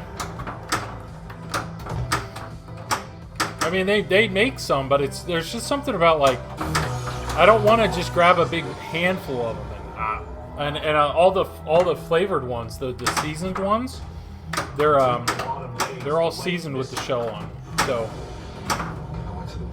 it's worth it. It's worth it. It's kind of like eating crab or lobster, you know. Like I enjoy crab. Don't get me wrong, like a good crab roll or lobster roll is fantastic. But there's something about throwing an entire crab leg down in front of me and having to, you know, fight it to crack it open and everything that's really enjoyable. Maybe that makes me weird, I don't know. Okay. No more stand-ups. I just was drilling stand-ups. Let's go. Let's go.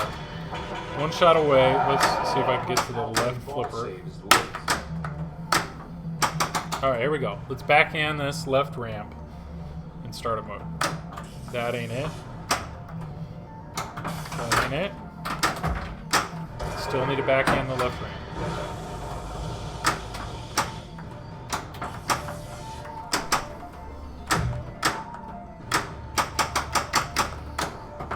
Ball did not. Okay. Alright. Come on. Come on.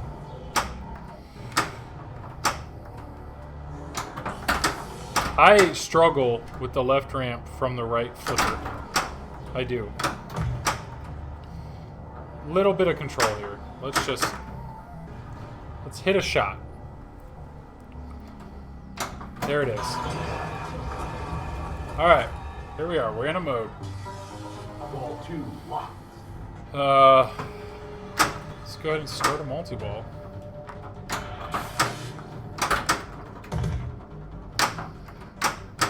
I need to get better at drop catches.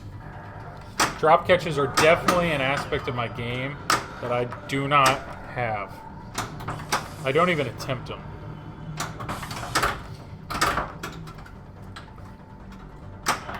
Which is sad. Because I'll tell you, if I like mentally tried to do it right now, I would fail miserably in front of all you guys. Jeez. All right, whatever. One ball down, one mode down. I got some other shots made here, so it's fine. It's fine. Mistakes have been made.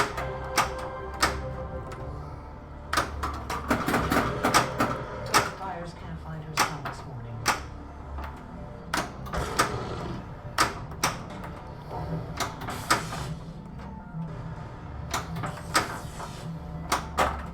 I don't want to hit the left ramp. Because as soon as I hit the left ramp, it's going to start a multi-ball, and I don't want to start one yet. Boy his age is probably just playing.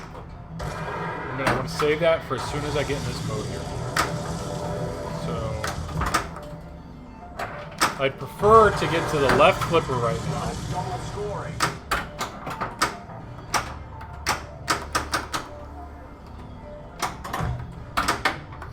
Spell protection, okay.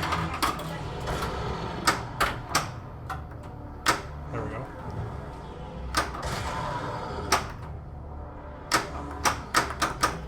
Let's go, let's go. One more of those.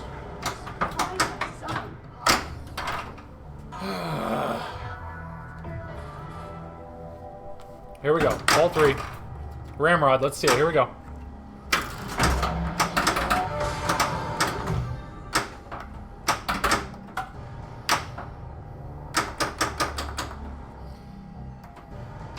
There we go.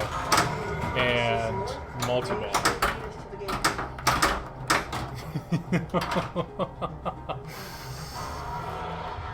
Yeah, Ramrod, you're a little late, man.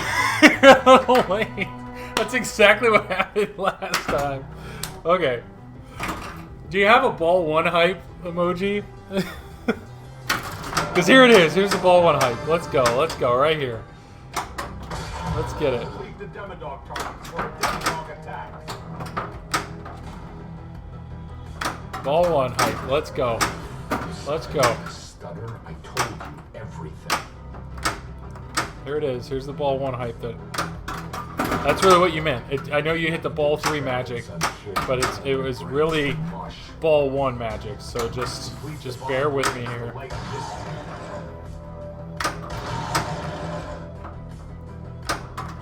Here we go. We're in a mode already. Ball one mode. Great. Lock is lit and we're drained. There we go. I like that. I'll take my emoji. Yeah, if anybody of you guys watching right now, if you want the emote that Ramrod just hit, all you gotta do is subscribe. That's the one emote that I've contributed. You have to have more than 15 subscribers to have more than one emote, and I've yet to hit that threshold. No! And I wonder why. I think it's because of that right there. There we go. Hey, I'll wait. Ramrod, ball three. Let's see it. What are you up to? So, you have to have points. That's what's really dumb, is for subscription you have to have points. And so you have to have 5 subscribers at one time. And the most I got was 14.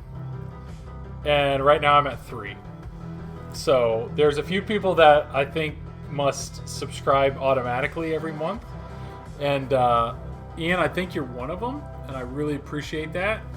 But yeah, it surprised me when I opened that up today. I'm at 3, which is, I mean, I'm not offended by that. But dude, man, I wasn't trying to bring this up to like for some. No, man. Dude, Ian, I was not trying to get you to do that, but thank you. That's why I asked how many. Dude, thank you. I really appreciate that. Thank you for the gifts. So, yeah, thank you, man. So everybody watching, so Wind Raider, so Joe, enjoy those. Enjoy that emote that you get. Drunk 242, thank you. Enjoy that emote. Don't Panic with George. He's subscribed to me for 4, so I appreciate it. Piccolo Greg, dude, your high score's coming right here, but I will definitely put your name when it comes. So thank you for being here. But Ramrod, I really appreciate that, man. There they are. There's those pinballs right there. So thanks, man. Thank you very much. I really, really appreciate that. Yeah. Guys, Ian here. Ramrod he's a good dude, and he consistently shows up on Wednesdays and is a part of this with me, and that I really Really appreciate that support. All right, everybody, ball 3. Here we go.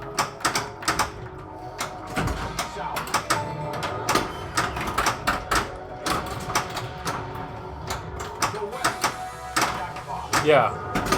Now, I'm going to feel really bad if I lied to you, but I know for me to add another emote, I'm pretty confident I have to have 15 sub points. And, yeah, and I think it is a consistent thing. Like, I don't think if I drop below 15, then, like, people lose that. But, so, like, right now it shows I have 8 subscribers, 8 out of 15 sub points. So, yeah, that's awesome, man. Thank you so much.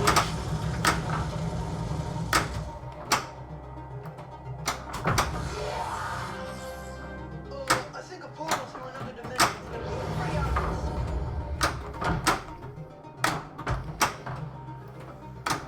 Follow the compass.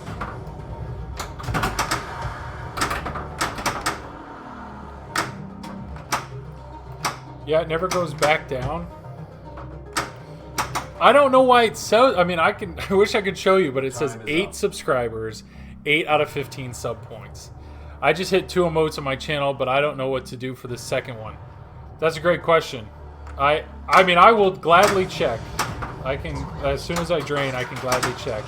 Because if by doing that, it lets me create another emote, I would love to do it. But there's already so many good ones out there that people have. Like the raid emote gets used a lot. I would love to do another pinball themed emote, and I don't know. What's your next redemption you're thinking of having? I mean, I could highlight my next 40 messages with my points. That's a good point. That's another thing with redemptions. I haven't done anything, and maybe that's laziness. But when trying to watch other people's, when you watch other people's channel, like Mystery Pinball Theater, he's got like, what does he have? Like, I mean, all of his redemptions do stuff. No, it is 15 current, but I mean, in next month, you don't have 15, so it doesn't go away. But also, tier 3s are worth more points. So, oh, okay, so you're saying, okay. Wait. What's your next redemption thing? No, it is 15 current, but I mean, if next month you don't have 15, it doesn't go away. So why did I go down though? So that, I mean, I'll look. Oh, I know what you're saying. So as soon as I hit the 15 threshold, then I can add my second emote. But I have to hit that threshold to be able to add the emote. I get what you're saying. Yes, and I haven't. I was 1 sub away. Yeah, George. Yeah, that's awesome. Yeah, I was talking about how to add an emote, you have to have 15 points, and yeah, Ian Ramrod, he threw that out there. So I'm currently at 8 sub points apparently, but I don't know. I mean, I'll start thinking. I mean, maybe I'll get to it this month. Like I said, I was at 14 last month, so it sucks that I missed it by 1. But to be honest, I don't know. Yeah, once you have 15 active, you get the second mode forever. That'll be the goal. I'll get there one time. Next up, 50. You open all 5. Dude, yeah. 50 subs, that would be great. But I'm not. But that's what I'm saying, George, is I haven't opened up a second yet. I need 15, and last month I was up to 14, and yeah, it didn't happen. But it's okay. And I don't know. I don't know yet what the second emote would be. I'd have to think about that. I think it's really cool. Like, Fliptronic has the inflatable dancing, you know, advertising guys that you see, and Pinball with Fear. Is that a wave? See, check out my studio. Yeah. I am seeing that, right? That is like a whoosh, like wave. Like, don't panic flip. His emotes are awesome. Like his little animals, the chameleon and everything. And that's what's cool is I like seeing, but I'm going to sleep for reals this time. Pinball with Fear, thank you, man. Thank you for coming. Thank you for watching. It's a drain. Yeah, exactly. Yeah. So, how about an Arnold Palmer golfing guy? Yeah, why not? Just if that's what I'm drinking. Yeah, I need to think of something that makes sense for me. What I really should do, George, and this is just a thought, and maybe we should talk about it, but I should make a TPN emote. And I don't know if that's something that I don't know if we want to have, like, people that do TPN, if they want to have the same emote.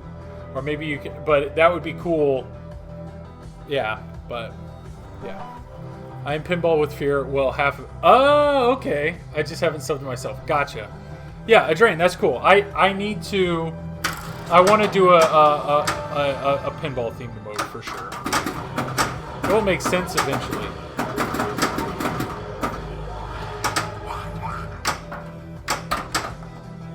Well, George, maybe we need to talk, because it sounds like you know. He said, enigmatically. Gotcha. Yeah.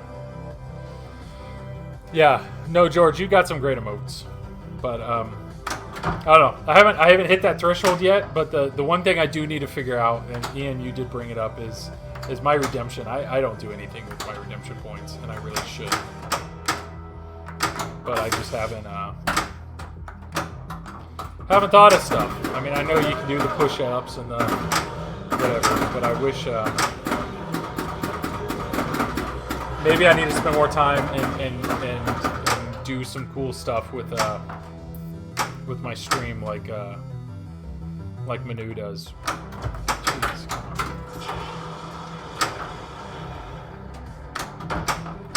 on. Let me hit this shot.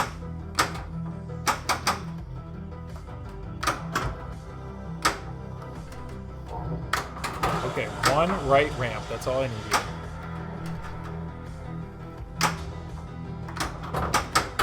Just one. Ah, that was close. All right, let's hit this. Oh, I said I meant a TPN emote may make sense eventually. Yeah. Do 20K in-stream redemption the ultimate reward? Oh, is that do 20K? So if somebody does it, we just... Yeah, that's cool. Yeah. Is TPN doing anything special for Extra Life Gaming event this year? The logo could be an emote. I don't know. I mean, so TPN is technically run by, like, George, correct me if I'm wrong, but it's Zach and Dennis, right? I mean, they're the two founding guys. But when it comes to the streaming side of it, I know George has a part in that. So I don't know. But that was just, I mean, that was literally a random thought I literally just had, was it would be like, it would be cool, and I don't mind putting together an emote, but if that's something that if TPN streamers were looking for an emote to have. But I also know people like having unique emotes, so maybe they do TPN emotes in different colors or something, or a different variety in some way. Okay, that sucks. I hate. So right now in the upside down mode, I needed that right ramp. This is the only mode that it doesn't like, it didn't count. Like, I hit that right ramp, but it doesn't count. So I almost have to time this out to go for my right ramp again to get into this. I think people assume TPN is more organized or structured than we are. And that's not an insult on TPN at all. It's just, it's not like we have monthly meetings or anything, you know.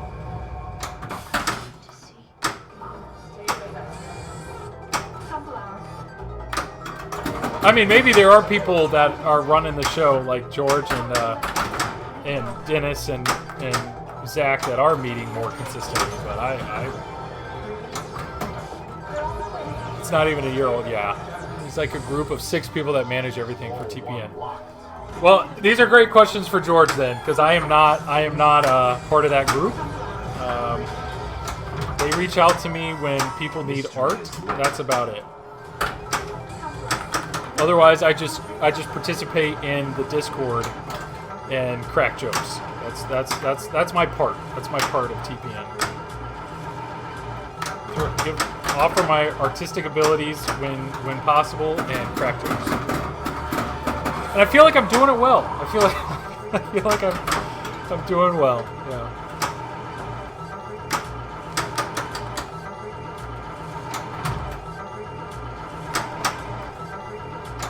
Come on. All right, total isolation. There we go. Let's do this. Time's up. And I hit the stand up. Okay, this is fine. I'll kick it out to my left flipper, which I can catch. All right, let's backhand this. Let's get through this.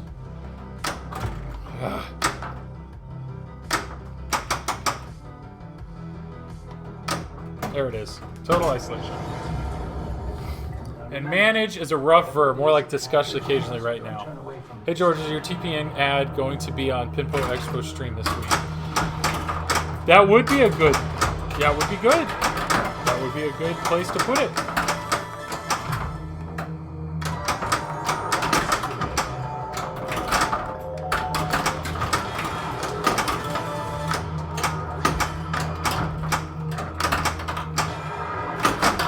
Jeez.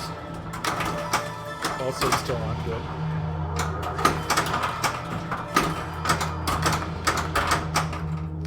Let's save it off. Let's finish that.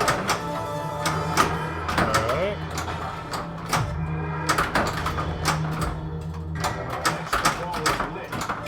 Extra ball should have just been collected. Oh.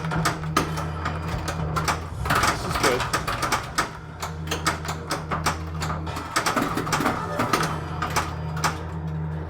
Still not collected.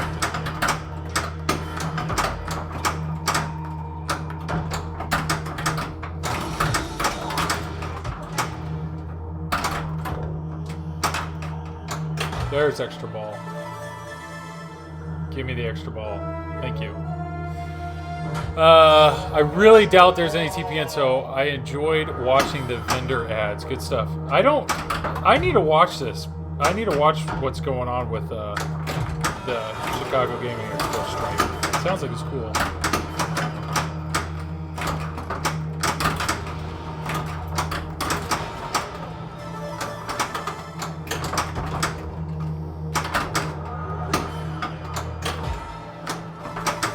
Alright, let's keep getting these shots.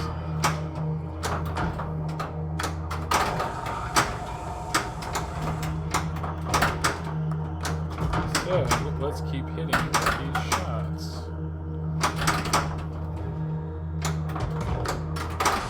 Jeez, I'm only hitting those shots. Okay. Alright, catch up. Push the ball. Yeah, George's PSA of TPN is like legendary. Like he's preaching to us essentially. Yeah. All right, first total isolation done. Let's see if we can get through 2 more modes. Get another extra ball. Thanks. I think we're about ready for a new one. I need to get Joel and Manu involved in the next one. Let me know, man. I'm happy to do whatever I can.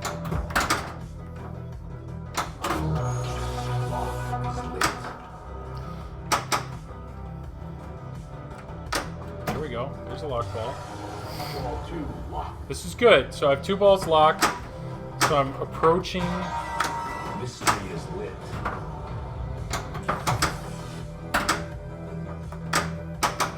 Whatever. Rowdy Retro Moose. Fantastic name. Fantastic name. Thank you for the follow. Thanks for being here. My name's Joel. This is just another pinball stream. Going kind of late tonight. Normally I do 10 p.m. Eastern Standard Time to roughly midnight or 1. But I am on vacation this week, so you know what? Living life on the edge here and going a little later tonight. Glad to be here. I'm falling into pinball rabbit hole and loving it. Dude, welcome to this hobby. There are some awesome people in this hobby. And that's the best part of it. Didn't know this was even a thing for streaming a few hours ago. Yeah, man. Yeah, there are some awesome people in this hobby. And pinball streaming is a great place to interact with them, to see the games, to see the code. It's great. So you're saying you're brand new. Say hi to, George, Don't Panic Flip's right above you. He has an awesome stream. Go ahead and click his name and click follow. His stream is fantastic. He's got some great games that he plays. If you search the Pinball Network, you can see TPN right above me. Search the Pinball Network on Facebook or just find that. There's an amazing group of people. Well, actually here, if you want to screenshot something real quick, I'll go to the pinball schedule here. just screenshot right now. So everybody that you see here, follow all of them. Pinsomniac, Fliptronic, Don't Panic Flip, Ray Day Pinball, What the Flip, Emily and Dr. John, MPT3K, all these people. Go follow all of them. Yes. That it's well worth it. But so you're just getting in. So do you own any machines or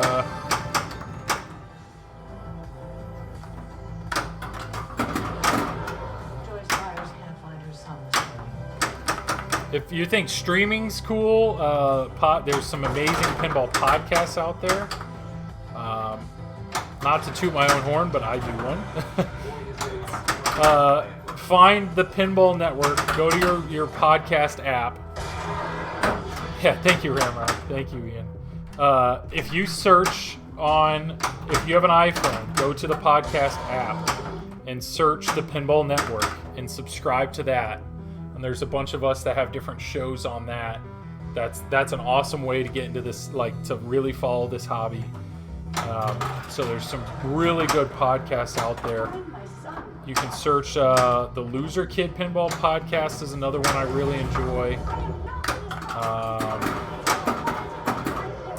What else? The Super Duper Awesome Pinball Show is really good. What am I missing? Other podcasts, guys. Anybody else watching?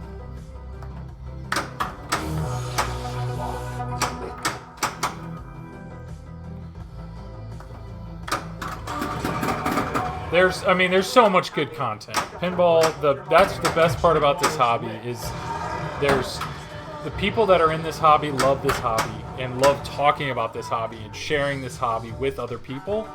And so if that's a goal for yours, is you just want to learn more about it, then there's plenty of avenues for you to do that.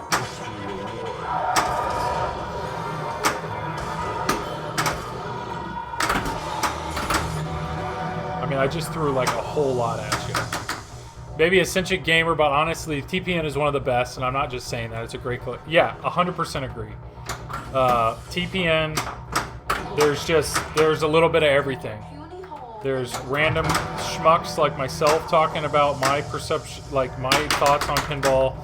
You've got a staple, which is the Pinball Show every Monday with Zach and Dennis, which is awesome. Great way to stay on top of the news. You have Final Round Pinball, which is talking about competitive play. What other ones am I missing? Yeah, there's... Oh, boy.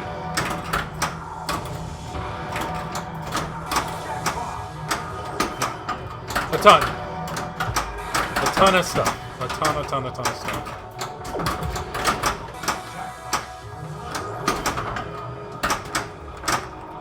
But yeah, welcome to the stream. If you have any questions at all, throw it in chat, and we'll happy to talk about it.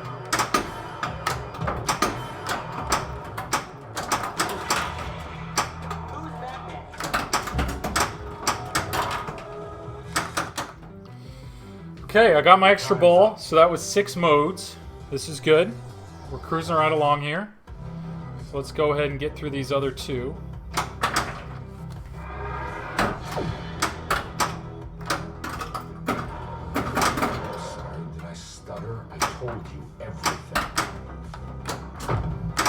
Okay.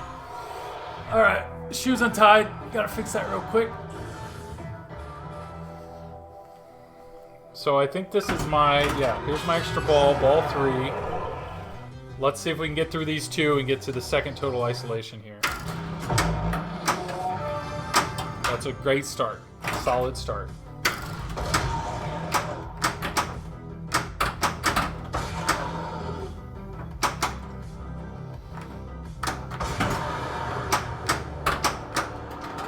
Okay, that's good. Okay, so that means I have a multi-ball ready once I get into a mode. Spell protection, fine, I'll take it. Okay, left orbit. Left orbit, let's go. Left orbit. There it is. Of course. Can I sneak it in there?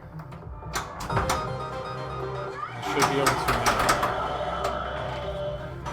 If I can get... Let me sneak one in here. Get started multi-ball. No! I don't know, it's threw the things back up.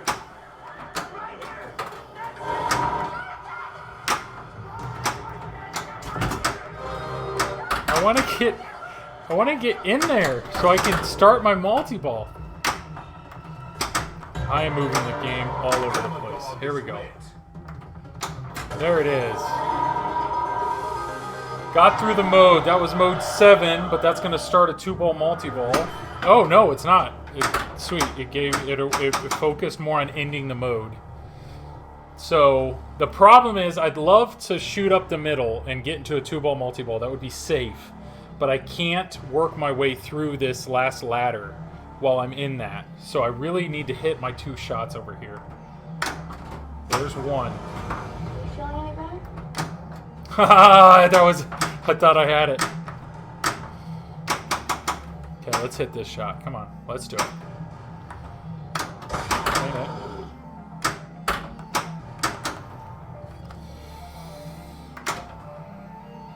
Come on. One right ramp, start the mode, and then get into... Can I post pass?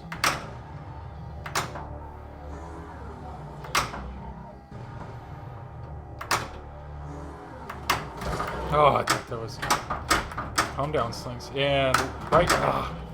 Come on. Right ramp, let's go.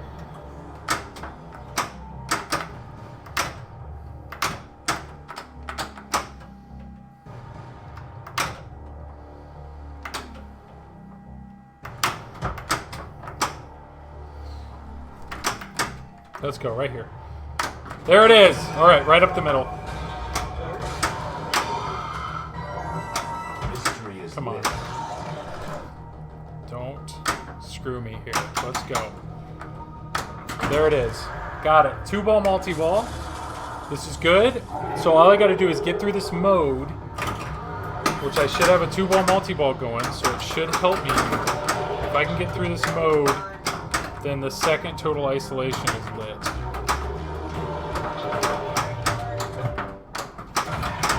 Which I really should be focusing on shots.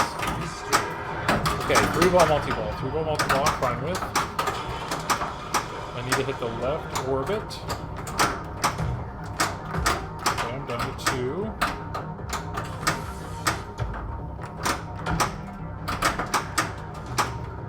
Going down to 1.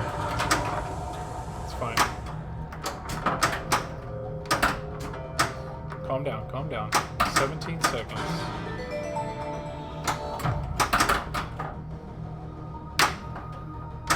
Alright, let's go. I can't time this out. So it stops at 7, so let's see if I can hit this shot. Nope. I can time it out a little more. 5, 4, 3, 2, 1. Of course. Alright, what makes sense? That's a safe shot. Bounce it. Time is up, bud. Alright, let's go. One shot here. Left ramp. There it is. Total isolation 2. This has been the best game of the night right here. This has been the best game of the night. It all was Ramrod's ball 3 hype. Here we go. Nicely done. Thank you, George.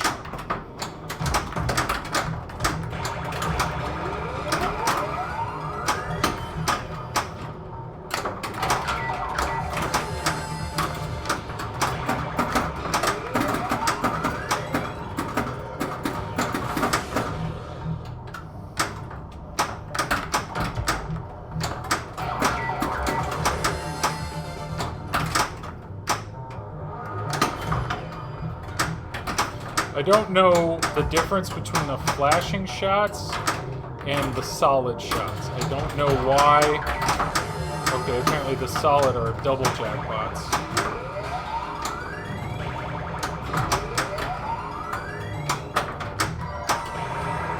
Shoot again, still on.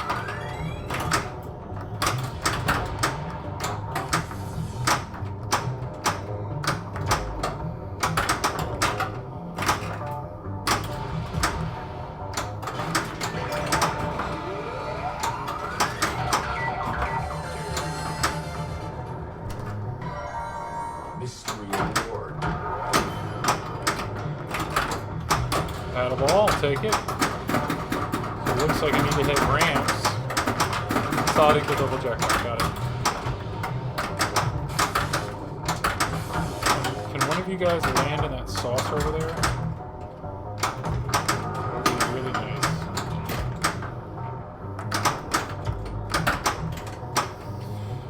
Okay. Okay, never mind. Keep the ball. Get the ball under control. Here we go. All right. Sweet. So we got through that. So now, that's 8 modes. So if I can do one more mode, it'll light my extra ball, which would be amazing.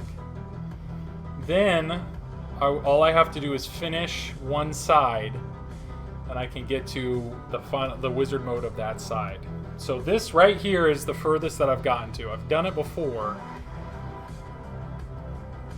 but it would be really nice to get through 9 modes.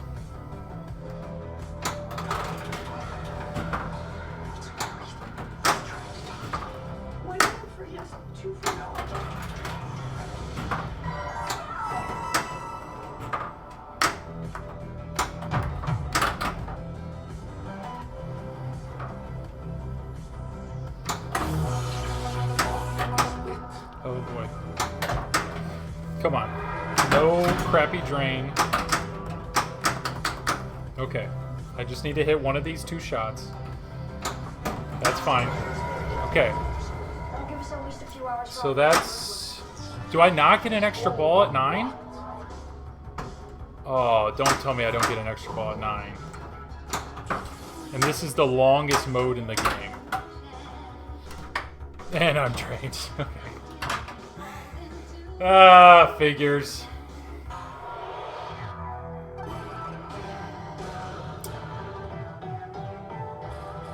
Nine modes. I thought I'd get an extra ball. But you know, I can't complain. Alright, this is going to Piccolo. I told him he would get it. P. I. C. C. O. L. O. H. That sucks. I really thought I was getting an extra ball at 9. I really thought that was a thing. That's still a good game. That's the best game of the night. Can't complain about that. And Piccolo will be on there for that. There we go. Nice. The best. Okay, that's good. Alright, I gotta check now.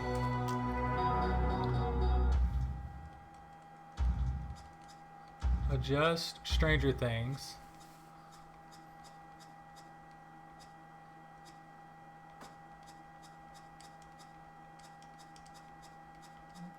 Bonus ball lit at 3.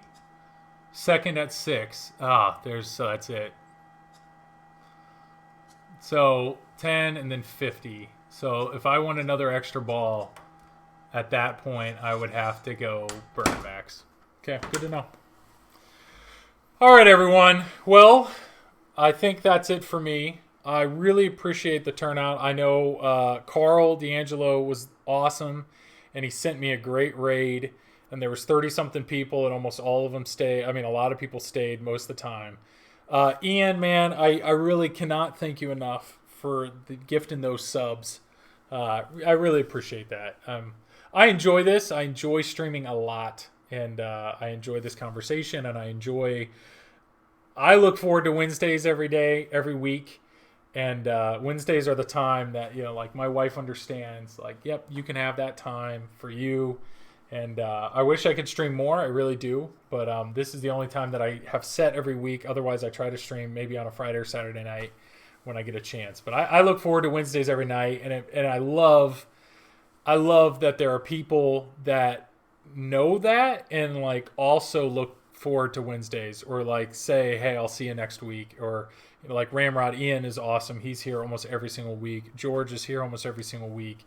You know, the fact that there's anybody that thinks, hey, it's 10 o'clock on a Wednesday, Joel's got to be streaming. That I love that. It makes me feel really, it warms my heart. How about that? But this is an awesome hobby. There's some amazing people in this hobby, and I think there are some people that bash the things that are going on in this hobby, and it bums me out because I love this community, and I love these games, and I love being able to play them and explore them and enjoy them. And it's awesome to stream and have people that enjoy that as well. So yeah, thank you for everybody that's here. Let's take a look real quick at who's streaming. We got Laserlos, Pez. We got to go Pinsomniac. He's streaming again. So we are going to send people his way. But yeah, thank you everyone. So raid the Pinsomniac. And maybe I'll get to that second emote at some point. And if anybody has any ideas, you let me know. I'm happy to make it. But yeah, thanks again. Thanks again for everybody that was here. And thanks for the chat and the discussion. And yeah, have a good night with Nick. Say hey. And yeah, hopefully we'll hang out again. Ian, man, thank you, buddy. I'll see you guys all next week. So have a good time. See you guys.